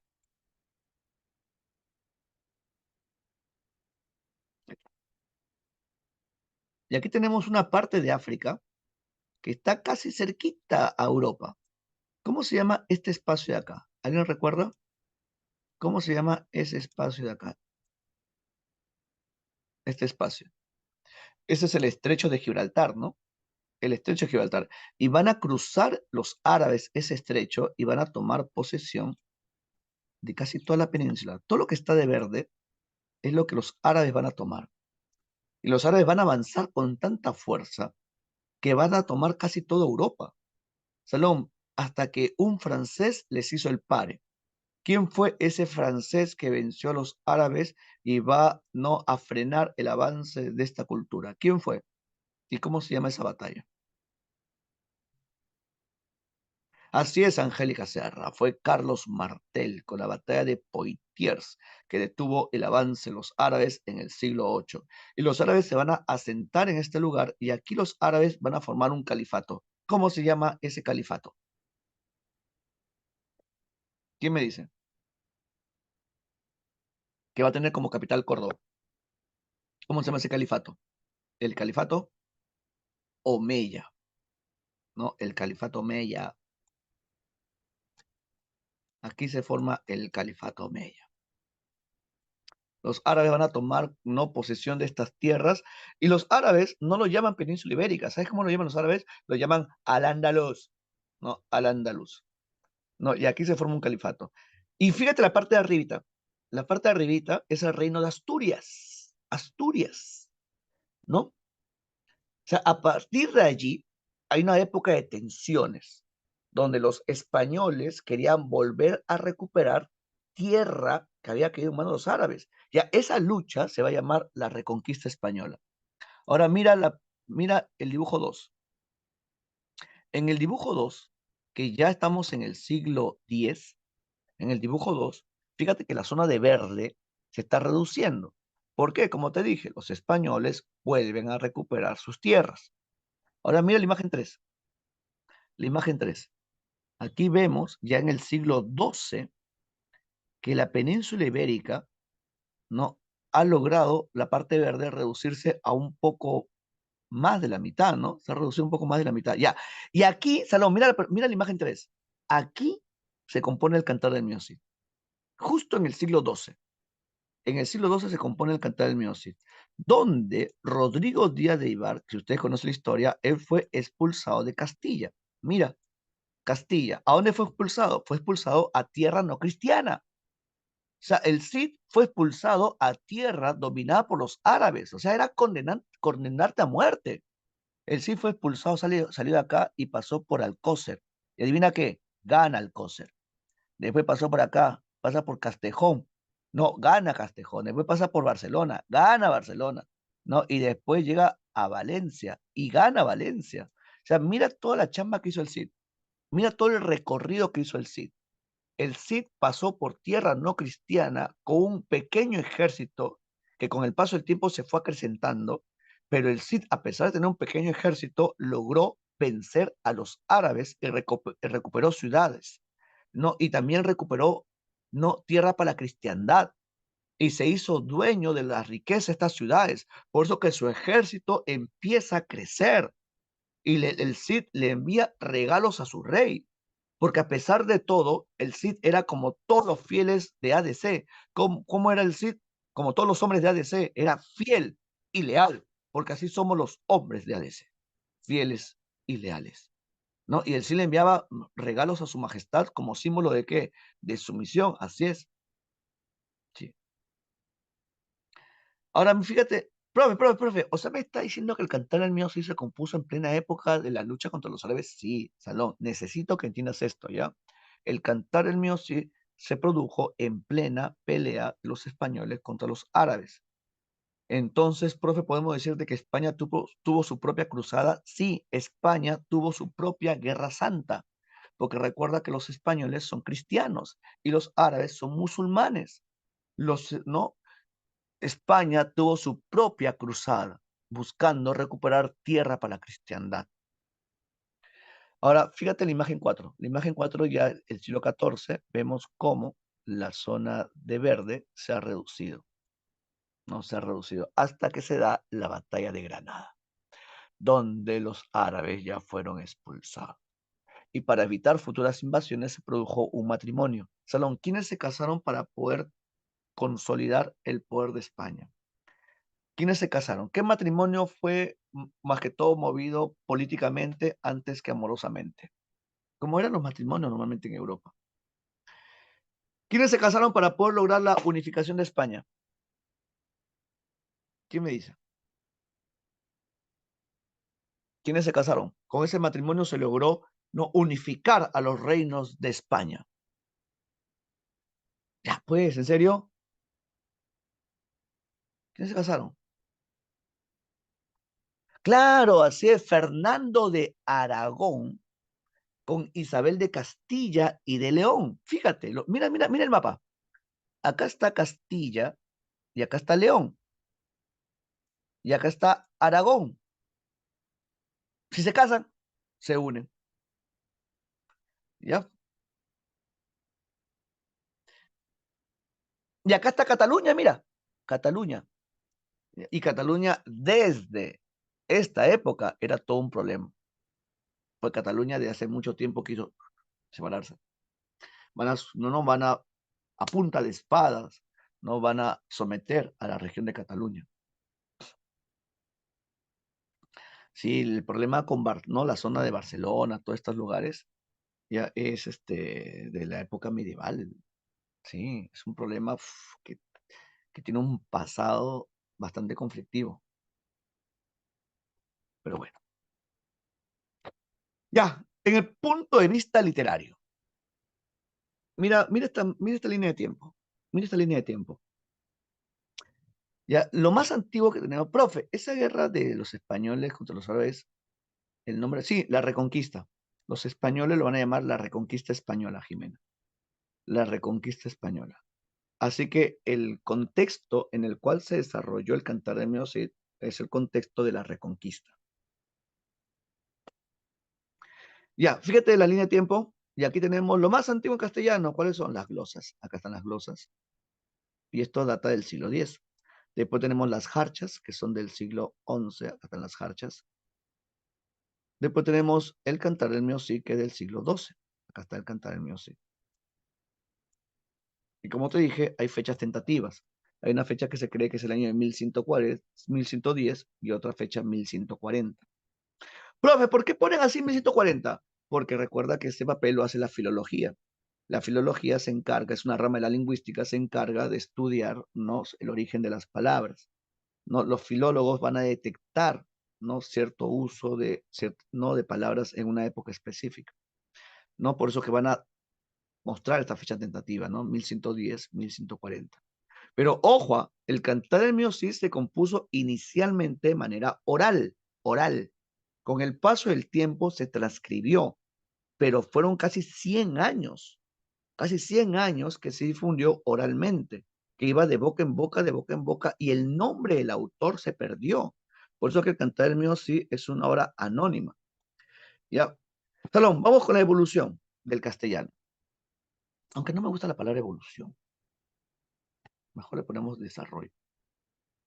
Ya, lo más antiguo no es del siglo X. Y ahí tenemos las glosas. ¿Qué son las glosas? Recuerda que en la época medieval, los documentos se componían en latín, ¿sí? En latín. Ya, pero no todos sabían hablar latín, pues. Así que le pedías tú a alguien, oye, tío, tú, clérigo, joder, tío, ¿me puedes hacer un favor? ¿Crees que puedes tú, resumirme este documento y te doy unas cuantas pesetas? Está bien, tío, pero a ver, este documento, joder, pero qué fácil es esto. Ya, a ver, dame el documento. Al costado le voy a poner ya la anotación en castellano para que lo puedas entender. Ya, y este clérigo, ¿no? Esta persona que sabía latín, ¿no? ¿Qué hacía? Al costado del documento en latín, le hacía una pequeña reseña, un comentario, un resumen. Ya, esta reseña estaba compuesta en castellano antiguo, un castellano primitivo. Ya, y esto es lo que hemos encontrado. Y esa anotación se va a llamar glosa. ¿Ya? ¿Ves esto de acá? ¿No ves estas como anotaciones? Ya, esto es castellano antiguo. Esto que está acá es castellano antiguo. Y todo el documento está en latín. Así que las glosas son anotaciones al margen de un texto. ¿Ya? Y estas glosas se han encontrado en Silos y en Milán. Es por eso que se van a llamar glosas silenses y glosas emilanenses. Silos y Milán. ¿Ya? Pero esto no es literatura. Esto no es literatura. Esto se considera como las primeras manifestaciones lingüísticas en castellano. ¿Ya? ¿Qué sí es literatura? Lo que se encuentra en el siglo XI. En el siglo XI tenemos las jarchas. ¿Qué son las jarchas? Son pequeños poemitas en castellano también primitivo del siglo XI, un castellano mezclado con árabe, no jarchas que se van a encontrar al final de un poema mayor llamado Moaxaja. ¿Ya? Las jarchas son poemas breves al final de un Moaxaja y en su mayoría presentan una temática amorosa. ¿Ya? O mejor, lee conmigo una jarcha. Ah, se le va a llamar jarchas mozárabes. ¿Qué es un mozárabe? Un mozárabe es un español que va a adoptar costumbres árabes. Es un español ¿no? que se vuelve musulmán. Ya, a este tipo de español con costumbres árabes se le va a llamar mozárabe. Y son los mozárabes lo que van a componer esas jarchas. Por eso que se le llama así, ¿no? Jarchas mozárabes. Ya, lee conmigo. Ahí tenemos una jarcha y al bajito tenemos la adaptación al castellano moderno. Ya, leo la jarcha. Tanto amare. Habib, tan amare.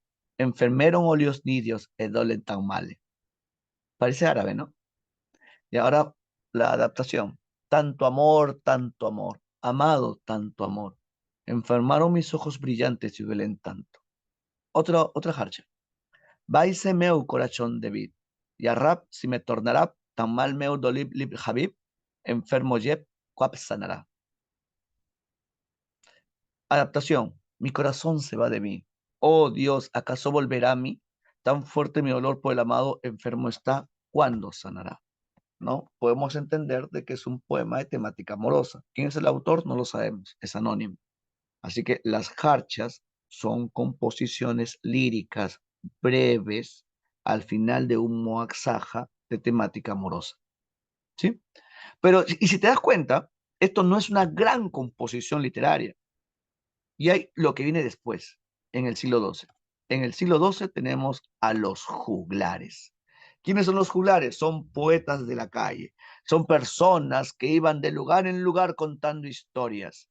Y ellos van a componer increíbles cantares de gesta. Imagínate tú ser un niño que iba de la mano con tu madre y en eso caminabas aburrido, ¿no? ¿Y por qué? Porque tu mamá no tenía que obligarte a ayudar a tu padre en las faenas del campo y en eso tú que estás allí le dices, mamá, detente, por favor. Pero ¿qué pasa, hijo? Estamos apurados. Madre, hay un hombre que está contando una historia, madre. Acércate. Y en eso se ponen, joder, pero qué buena historia. No hay Netflix y esto es lo mejor que hay.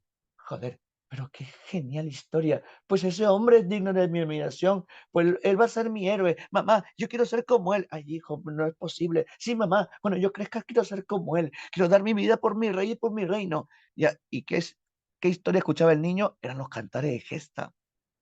Y la mamá, agradecida por este hombre que le daba esperanzas a su hijo, le daba unas monedas. Le invitaba no lo que tenía en su bolso.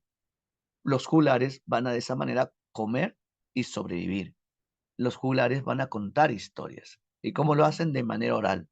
Relatos sobre personas reales, personajes históricos. Solamente que los juglares decoran ¿no? sus ancianos. Claro, ¿qué me conviene a mí contar? ¿La historia de un hombre común y corriente? ¿O voy a contar la historia de este hombre que da su vida por su rey? Y voy a exagerar un poquito. Sí, los juglares van a hacer no historias y en muchos casos fantásticas, ¿ah? Pero el cantar del mío Cid, a diferencia de otros cantares de gesta, es un cantar de gesta que tiene pocos elementos fantásticos. Es el cantar de gesta más realista que hay, debido a que carece de acciones no que rompen con la lógica del mundo real.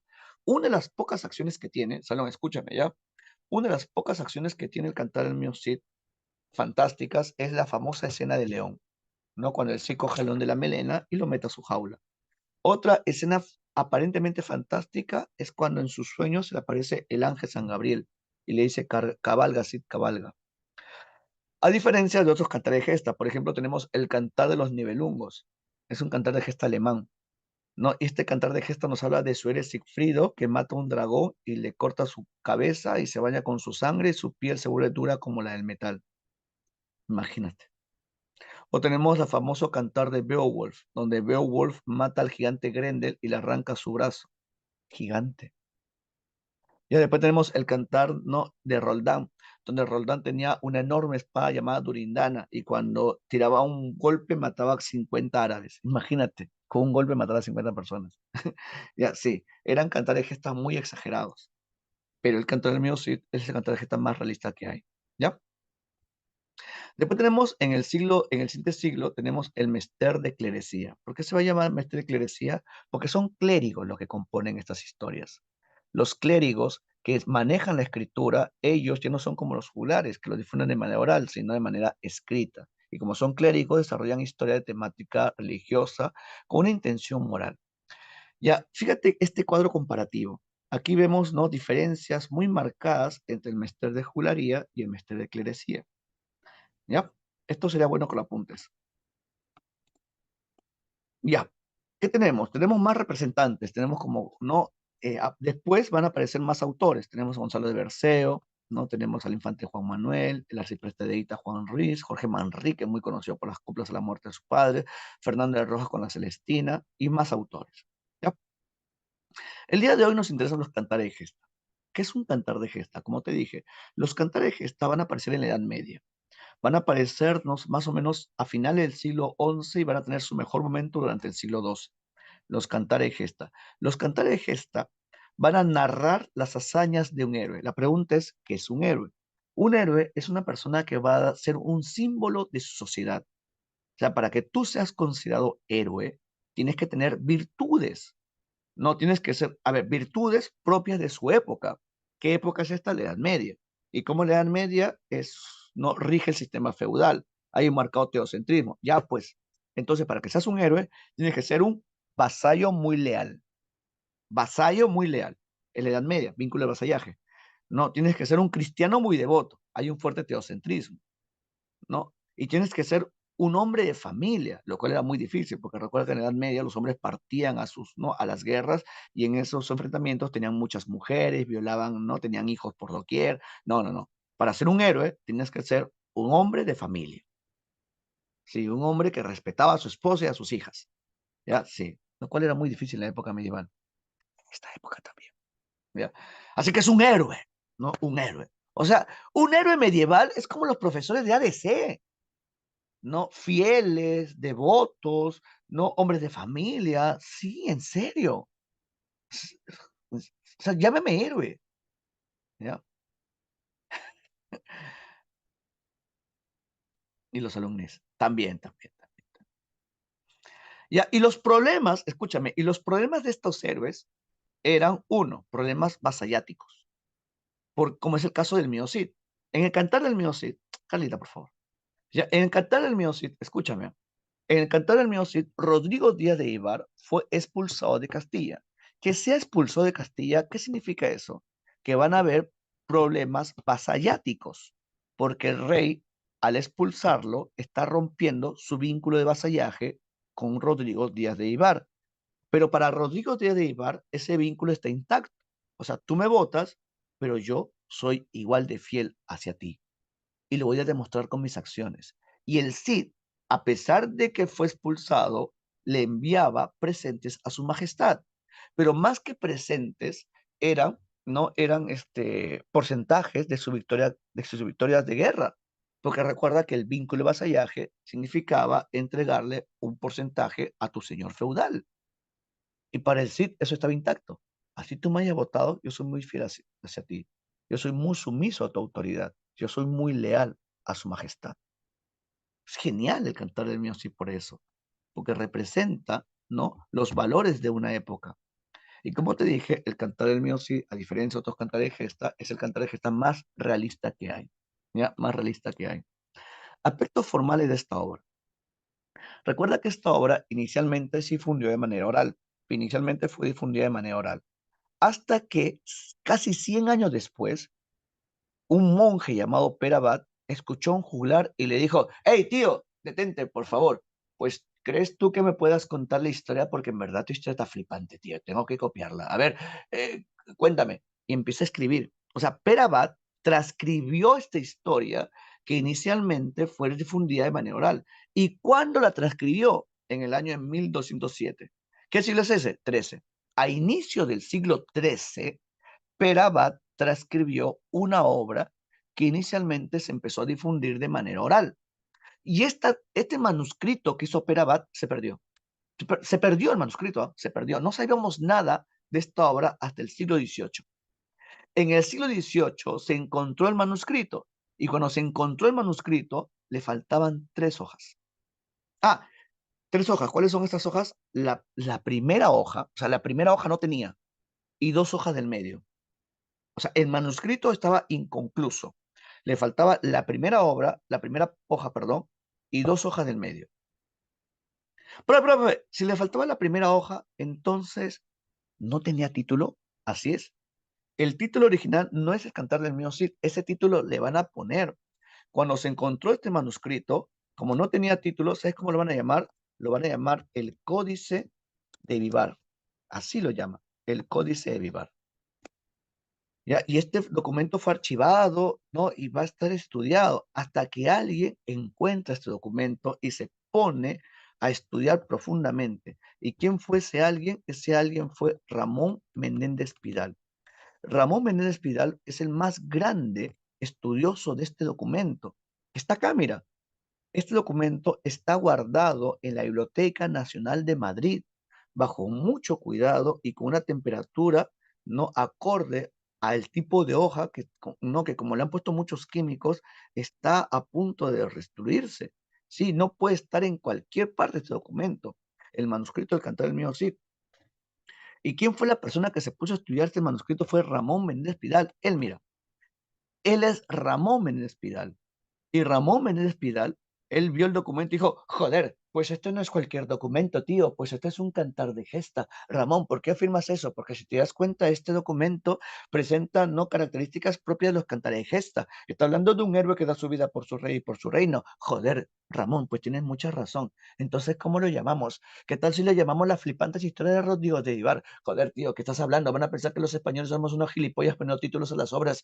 Pues habla de Rodrigo de Ibar y es un cantar de gesta. ¿Qué tal si lo llamamos el cantar de Rodrigo? Oye, Ramón, se puede confundir con el cantar de Roldán. Ay, entonces, ¿cómo le llamamos, tío? ¿Qué tal si le llamamos el cantar del mío Cid? Porque a Rodrigo Díaz de Ibar lo llamaban el Cid. Joder, pues está de flipas, tío, está de flipas. ¿No? Y las van a llamar de esa manera. Fue Ramón Menéndez Pidal el que le puso el título de Cantar del Mío Cid. Y fue Ramón Menéndez Pidal el que completó la obra. Sí, porque recuerda, la obra está inconclusa. ¿Y con qué obra lo completó? Con la crónica de los 20 reyes de Castilla. Lo completa con la crónica de los 20 reyes de Castilla. ¿Por qué? Porque esta crónica tenía muchos puntos en común con este manuscrito y ayuda a completar. Y no solamente eso, mucha gente pensaba que el autor era Pere Abad, porque al final del texto decía autoría Pere Abad, 1207, Pere Abad estuvo aquí.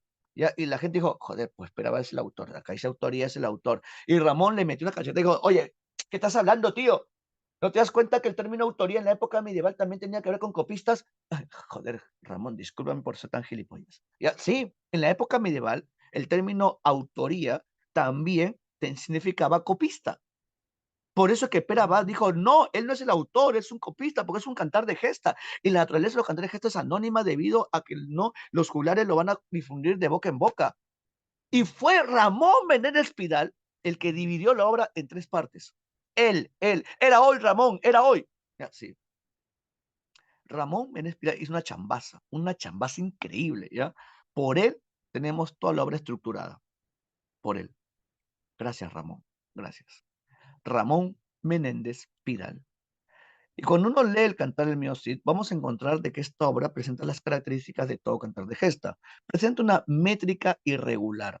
¿Qué significa métrica irregular?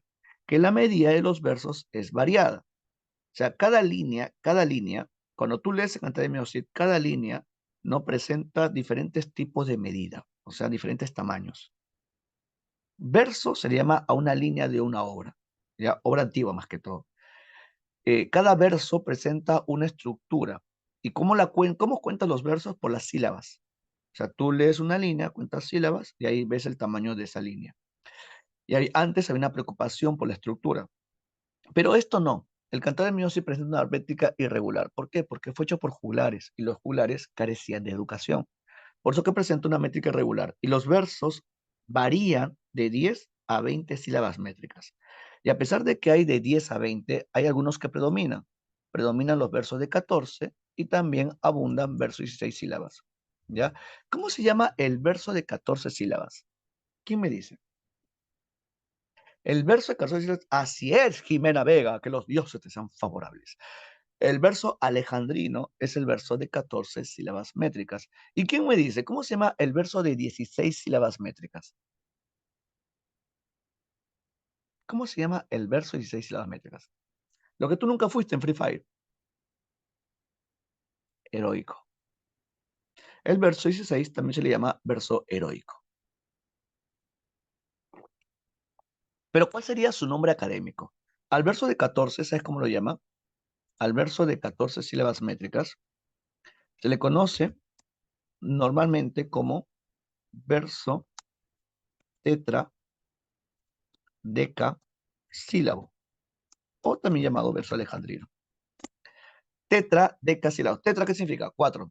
Deca, ¿qué es? 10. 4 más 10, 14.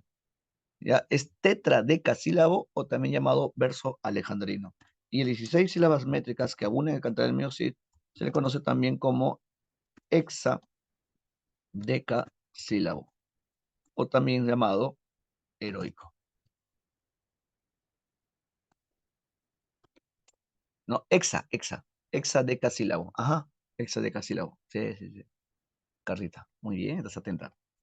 Y la rima que presenta esta obra es una rima asonantada, de tipo monorrima. Profe, ¿qué es eso de rima asonantada tipo monorrima? Te explico, acá está, mira. Ya, lee conmigo, Salón. Así empieza la obra. Ya, quiero que veas el fragmento. Mira el fragmento. El de la izquierda es el fragmento inicial, o sea, del castellano del siglo XII, bueno, del siglo XIII cuando se escribió. Ya, este es castellano del siglo XIII, ¿ya? O sea, la fecha de composición escrita, porque recuerda que esto fue oral en el siglo XII. ¿Ya? Y esto de acá es del siglo XX. ¿Ya? Este es el manuscrito que tenemos que data de 1207. ¿Ya? 1207. ¿Qué hizo Perabat? Ya, lee conmigo, lee conmigo. Dice, de los dos ojos tan... Salón, este espacio que está en el medio, ese espacio se llama cesura. Así se llama, cesura. Ya, cesura. Ya que es como una pausa, es como una coma bien larga. No. Pero eso no interrumpe a la métrica, ¿ya? Quiero que leas conmigo, dice, de los dos ojos tan fuertemente lorando. Tornaba la cabeza, estaba los catando. Vio puertas abiertas, eucos sin cañados, alcandaras vacías, sin pieles, en sin mantos. Es sin falcones, es sin actores mudados. Suspiró mi Cid, que a mucho había grandes cuidados. Fabló mi Cid, que bien y tan mesurado. Grado a ti, Señor, Padre que estás en lo alto. Estos me han vuelto míos enemigos malos. Ya, ahora vamos a castellano moderno.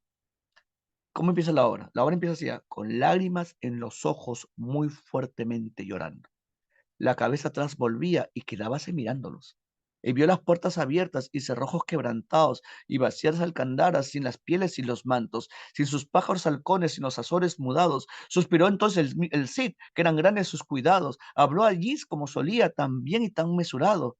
Gracias a ti, Señor Padre, tú que estás en lo alto. Los que sí mi vida me han vuelto, mis enemigos, son malos.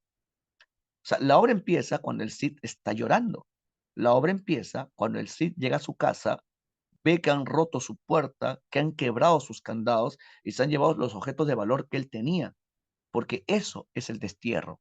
El destierro es expulsarte y quitarte todo lo que tú tenías de valor, todo lo que alguna vez tu rey te dio. Eso es el destierro.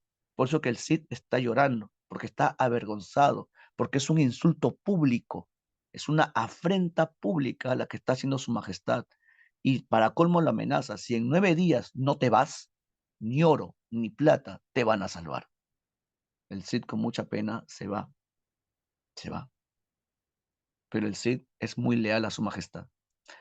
Ya, pero Salón, quiero que veas el fragmento del siglo XII del siglo XIII, quiero que veas la última palabra de cada línea. Fíjate la última palabra, lorando, catando, cañados, mantos, mudados, cuidados, mesurado, alto, malos. ¿Hay rima o no hay rima? Recuerda que la rima es la repetición al final de cada verso. ¿Hay rima o no hay rima? Sí hay rima, solamente rima las vocales. Acá la A y la O. La A y la O. Profe, pero es ando catando. No, no, pero mira lo siguiente. A2. A, O. Después acá también se repite la A y la O. Las consonantes ya no se repiten, sino las vocales. Cuando se repiten al final las vocales, se va a llamar rima asonante. La rima asonante es la repetición sonora de las vocales al final de cada verso. La rima asonante, o también llamada imperfecta, es la repetición sonora de vocales al final de cada verso. ¿Ya? Ahí está en el chat. Y en el Cantar al mío Cid encontramos que es la rima asonante la que prima, la rima asonante. ¿De qué trata esa historia? Ya como te dije, la obra empieza, la obra, la parte inicial de la obra, ya, es llamado el destierro. Es cuando el Cid está llorando al ser desterrado. La pregunta es ¿por qué? Porque supuestamente le habían dicho al rey que el Cid se estaba robando las parias reales, lo cual es una calumnia.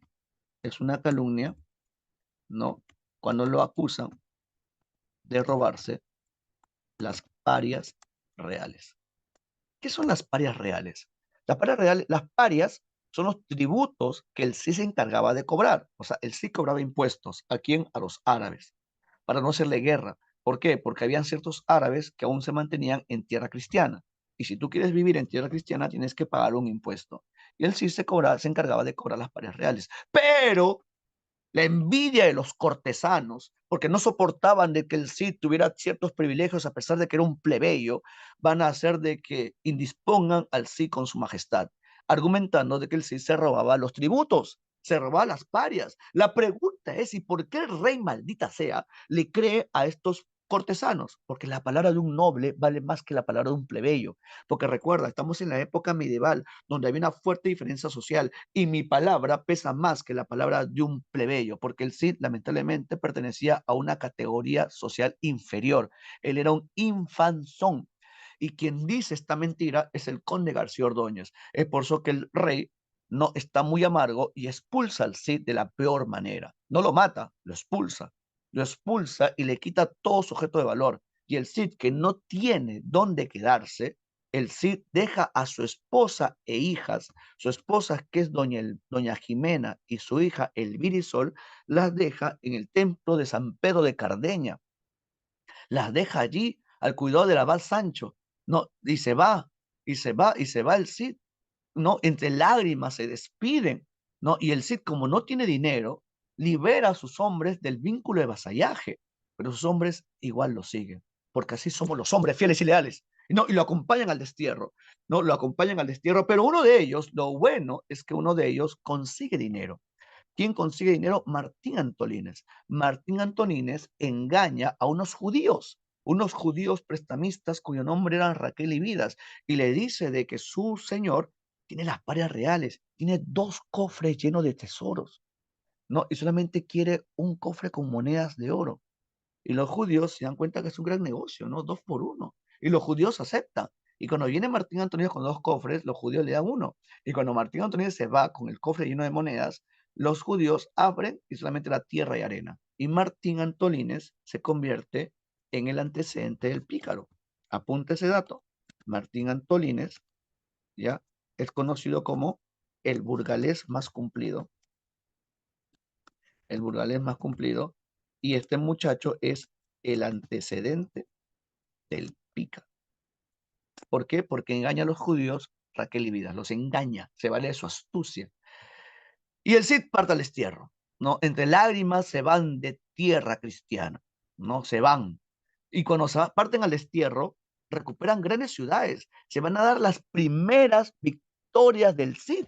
El Cid, ¿qué ciudades recupera? Recupera Alcócer, recupera Castejón, recupera Barcelona. Y cuando toma las ciudades, también toma las riquezas de estas ciudades, ¿no? Y la primera parte termina cuando están asediando la ciudad de Valencia. La segunda parte, conocida como las bodas de las hijas del Cid, la segunda parte empieza con la toma más importante de todas las ciudades, Valencia. Valencia es la mayor conquista del Cid. No toma Valencia y el Cid se queda en ese lugar como señor de Valencia. Y el Cid le sigue enviando regalos a su majestad. Desde que, ojo, desde el primer cantar, el Cid le enviaba presentes a su majestad como muestra de acatamiento y sumisión. Y la segunda parte, el Cid le sigue enviando regalos a su majestad. Es por eso que el rey se da cuenta del error que ha cometido. ¿Y qué hace el rey? El rey decide perdonar al Cid. ¿Y de qué manera? Poco a poco. Primero, permite que su esposa, doña Jimena, y sus hijas, después de muchos años, se reencuentren con el Cid en Valencia. Imagínate ese reencuentro, ¿no? Es un reencuentro lleno de llantos y alegría. Eh, y también el rey perdona al Cid en las orillas del río Tajo, lo perdona. ¿Ya? Y para poder mejorar la relación con el Cid, permite el matrimonio no de las hijas del Cid con los infantes de Carrión.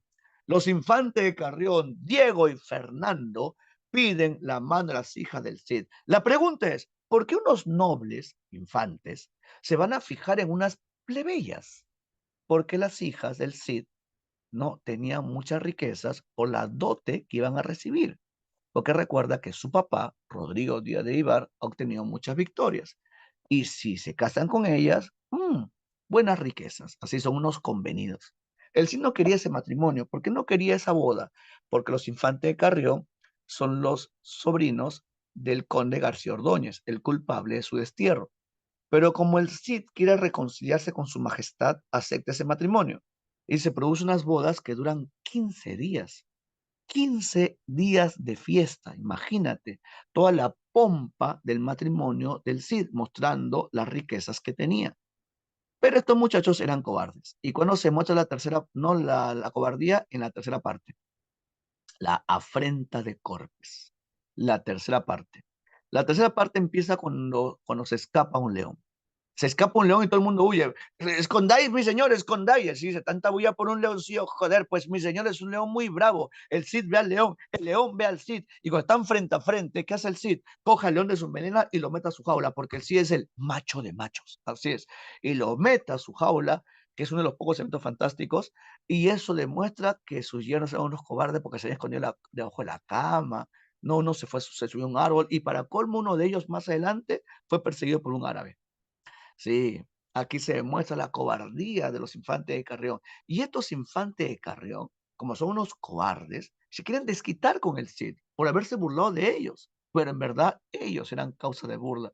¿Ya? ¿Y qué hacen ellos? Supuestamente se van a su tierra Carrión para mostrarle a sus esposas de las tierras que dueñas son. Pero cuando se van, no se la están llevando, lo que buscaban ellas era lo que buscaban ellos era separarlos, ¿no? El padre de las hijas. Y cuando están avanzando, se detienen en un lugar. ¿En donde En Corpes. En medio del viaje, se detienen en Corpes. Y en ese bosque las amarra y la golpean sin misericordia, una y otra vez, dejando su espalda desnuda, sus piernas desnudas, sus muslos desnudos. Ya, sí, y para colmo le hacían recordar lo inferiores que eran. Son unos desgraciados estos infantes de Carrión. No, y cuando el Cid se entera de tamaña ofensa, ¿qué hace el Cid? Pide justicia, quiere venganza. ¿Y a quién le pide justicia? A su rey. ¿Y qué hace el rey? El rey en esta tercera parte convoca el rey a las cortes de Toledo. ¿Para qué? Para anular el matrimonio. Y no solamente se anula el matrimonio, sino que los infantes de Carrión son obligados a devolver la dote real. No son obligados a devolver dos hermosas espadas, devolver no la espada colada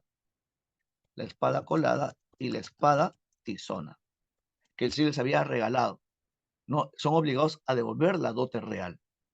No, la espada colada el Cid la obtuvo cuando venció al conde Berenguer, conde de Barcelona, en el primer cantar, y la espada tizona el Cid la obtuvo cuando venció a rey Búcar, rey de Marruecos, que intentó recuperar Valencia en el tercer cantar. ¿Ya? Y acá están las espadas, mira, son dos hermosas espadas. ¿Ya? Y el rey también que convoca, el rey convoca al juicio.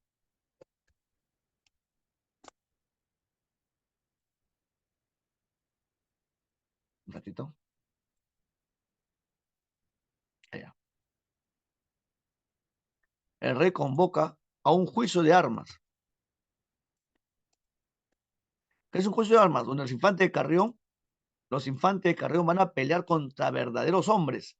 ¿Quiénes pelean contra los infantes de Carrión? Martín Antolínez y Pedro Bermúdez, y le dan duro a los infantes de Carrión. Sí, y ellos piden clemencia y se hace oficial su cobardía y son expulsados de la corona. ¿No? Y así termina esta obra. Ah, mejor, lee conmigo. Ah, y las hijas que habían sido mancilladas son piden en matrimonio por segunda vez. Los infantes de Navarra y Aragón piden la mano de las hijas del Cid. ¿Y por qué ese matrimonio es tan importante? ¿Por qué el segundo matrimonio es mejor que el primero? Porque en el segundo matrimonio los infantes de Navarra y Aragón son sobrinos de su majestad. Y si las hijas del Cid se casan con los sobrinos del rey, ¿qué están logrando el Cid y toda su familia? Ingresar oficialmente a la nobleza castellana. Se emparenta con el rey de España, con todos los reyes. Así es, una nobleza linajuda. no una alta nobleza. O mejor, lee conmigo, lee conmigo, lee conmigo, lee esta parte acá. Así termina la obra. Dejemos ya los asuntos de los condes de Carrión, que con los que han recibido ya bien castigados son. Hablemos nosotros desde el que buena hora nació. Grandes son los alborosos en Valencia la mayor, porque victoriosos fueron lo del sí campeador. Cogióse entonces su barba, Ruy Díaz su señor, y qué dijo: gracias a ti, Señor de los cielos, mis hijas vengadas son. Ahora sí tendrán libres sus herencias de Carrión. Pese quien pese, ya puedo casarlas con gran honor. Y ya comenzaron los tratos con Navarra y Aragón y celebraron su junta, ¿no? Con Alfonso el de León. Hicieron sus casamientos con doña Elvira y doña Sol. Si lo de antes fueron buenos, estos aún lo son mejor. Con mayor honra las casas que en otro tiempo las casó. Ved cómo aumenta la honra del que en buena hora nació, al ser señora sus hijas de Navarra y Aragón. Todos los reyes de España son parientes, por parientes tiene hoy, que a todos alcanza honra por el que en buena hora nació. Dejó este en mi siglo mi Cid, que fue en Valencia, Señor. Día de Pentecostés, de Cristo alcanza el perdón. Así hagamos nosotros, el justo y el pecador. Y estos fueron las hazañas del mío Cid campeador. En llegando a este lugar, se termina esta canción, ¿no? Y así termina esta obra. Cuando se habla de los últimos días del Cid, que muere un día de Pentecostés, ¿ya? ¿Cuántas veces pierde el Cid su honor? 2 veces. La primera, fíjate, lo he puesto de rojito, acá está. La primera deshonra es cuando yo fui mío Cid en mi vida pasada, señor. Ah, tú fuiste Cid, pero el Cid de la era de hielo.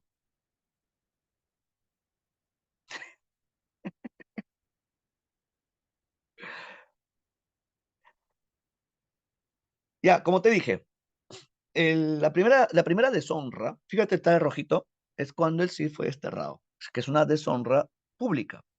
Ya, y esta la recupera, ¿no? Cuando conquista Valencia, cuando le envía, ¿no?, regalos a su rey, y cuando las hijas de Cid se casan con quién, con los infantes de Carreo. Pero de nuevo pierde su honor, fíjate, de rojo. Nueva deshonra, ¿no? Ahí tenemos la parte que está deshonra, deshonra.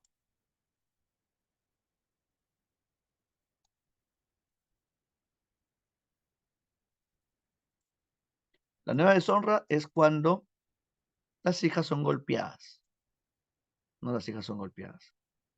Y recupera su honra cuando se produce, ay, perdón, regresa, cuando se produce un nuevo matrimonio y las hijas son vengadas. Fíjate, lo que está de rojito, lo que está de verde, ¿ya? Y acá está el recorrido del Cid. Fíjate todo el recorrido del Cid. Y ese es todo el recorrido. Está por cantar esa. Del 1 al 7, o sea, del 1 de acá, del 1 al 7, ¿dónde está 7? Del 1 al 7 es el primer cantar. Hasta acá es el primer cantar. ¿Ya? Del 8 al 15, le voy a poner otro color. Del 8 al 15 es el segundo cantar, cantar de las bodas. ¿Dónde está el 8? Ya. 8, 8, ¿dónde está el 9? 8, 9, 10, ¿dónde está el 15? Allá, todo esto. Toda esta parte de acá es las bodas. El segundo cantar. Y el tercer cantar, no, es todo lo demás, ¿no? Desde el 16 al 19. ¿Dónde está el 16? Acá. 16 al 19, toda esta parte de acá.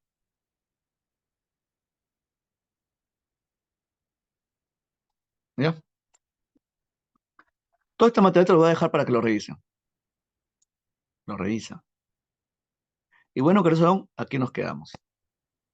Cuídense bastante, un abrazo para todos y abríguense y tomen cositas calientes, ¿ya? Nos vemos, chicos. Nos vemos, Jimenita. Nos vemos, Lucía. Chao, Jorge. Ya, nos vemos. Chao, chao. Despedida épica.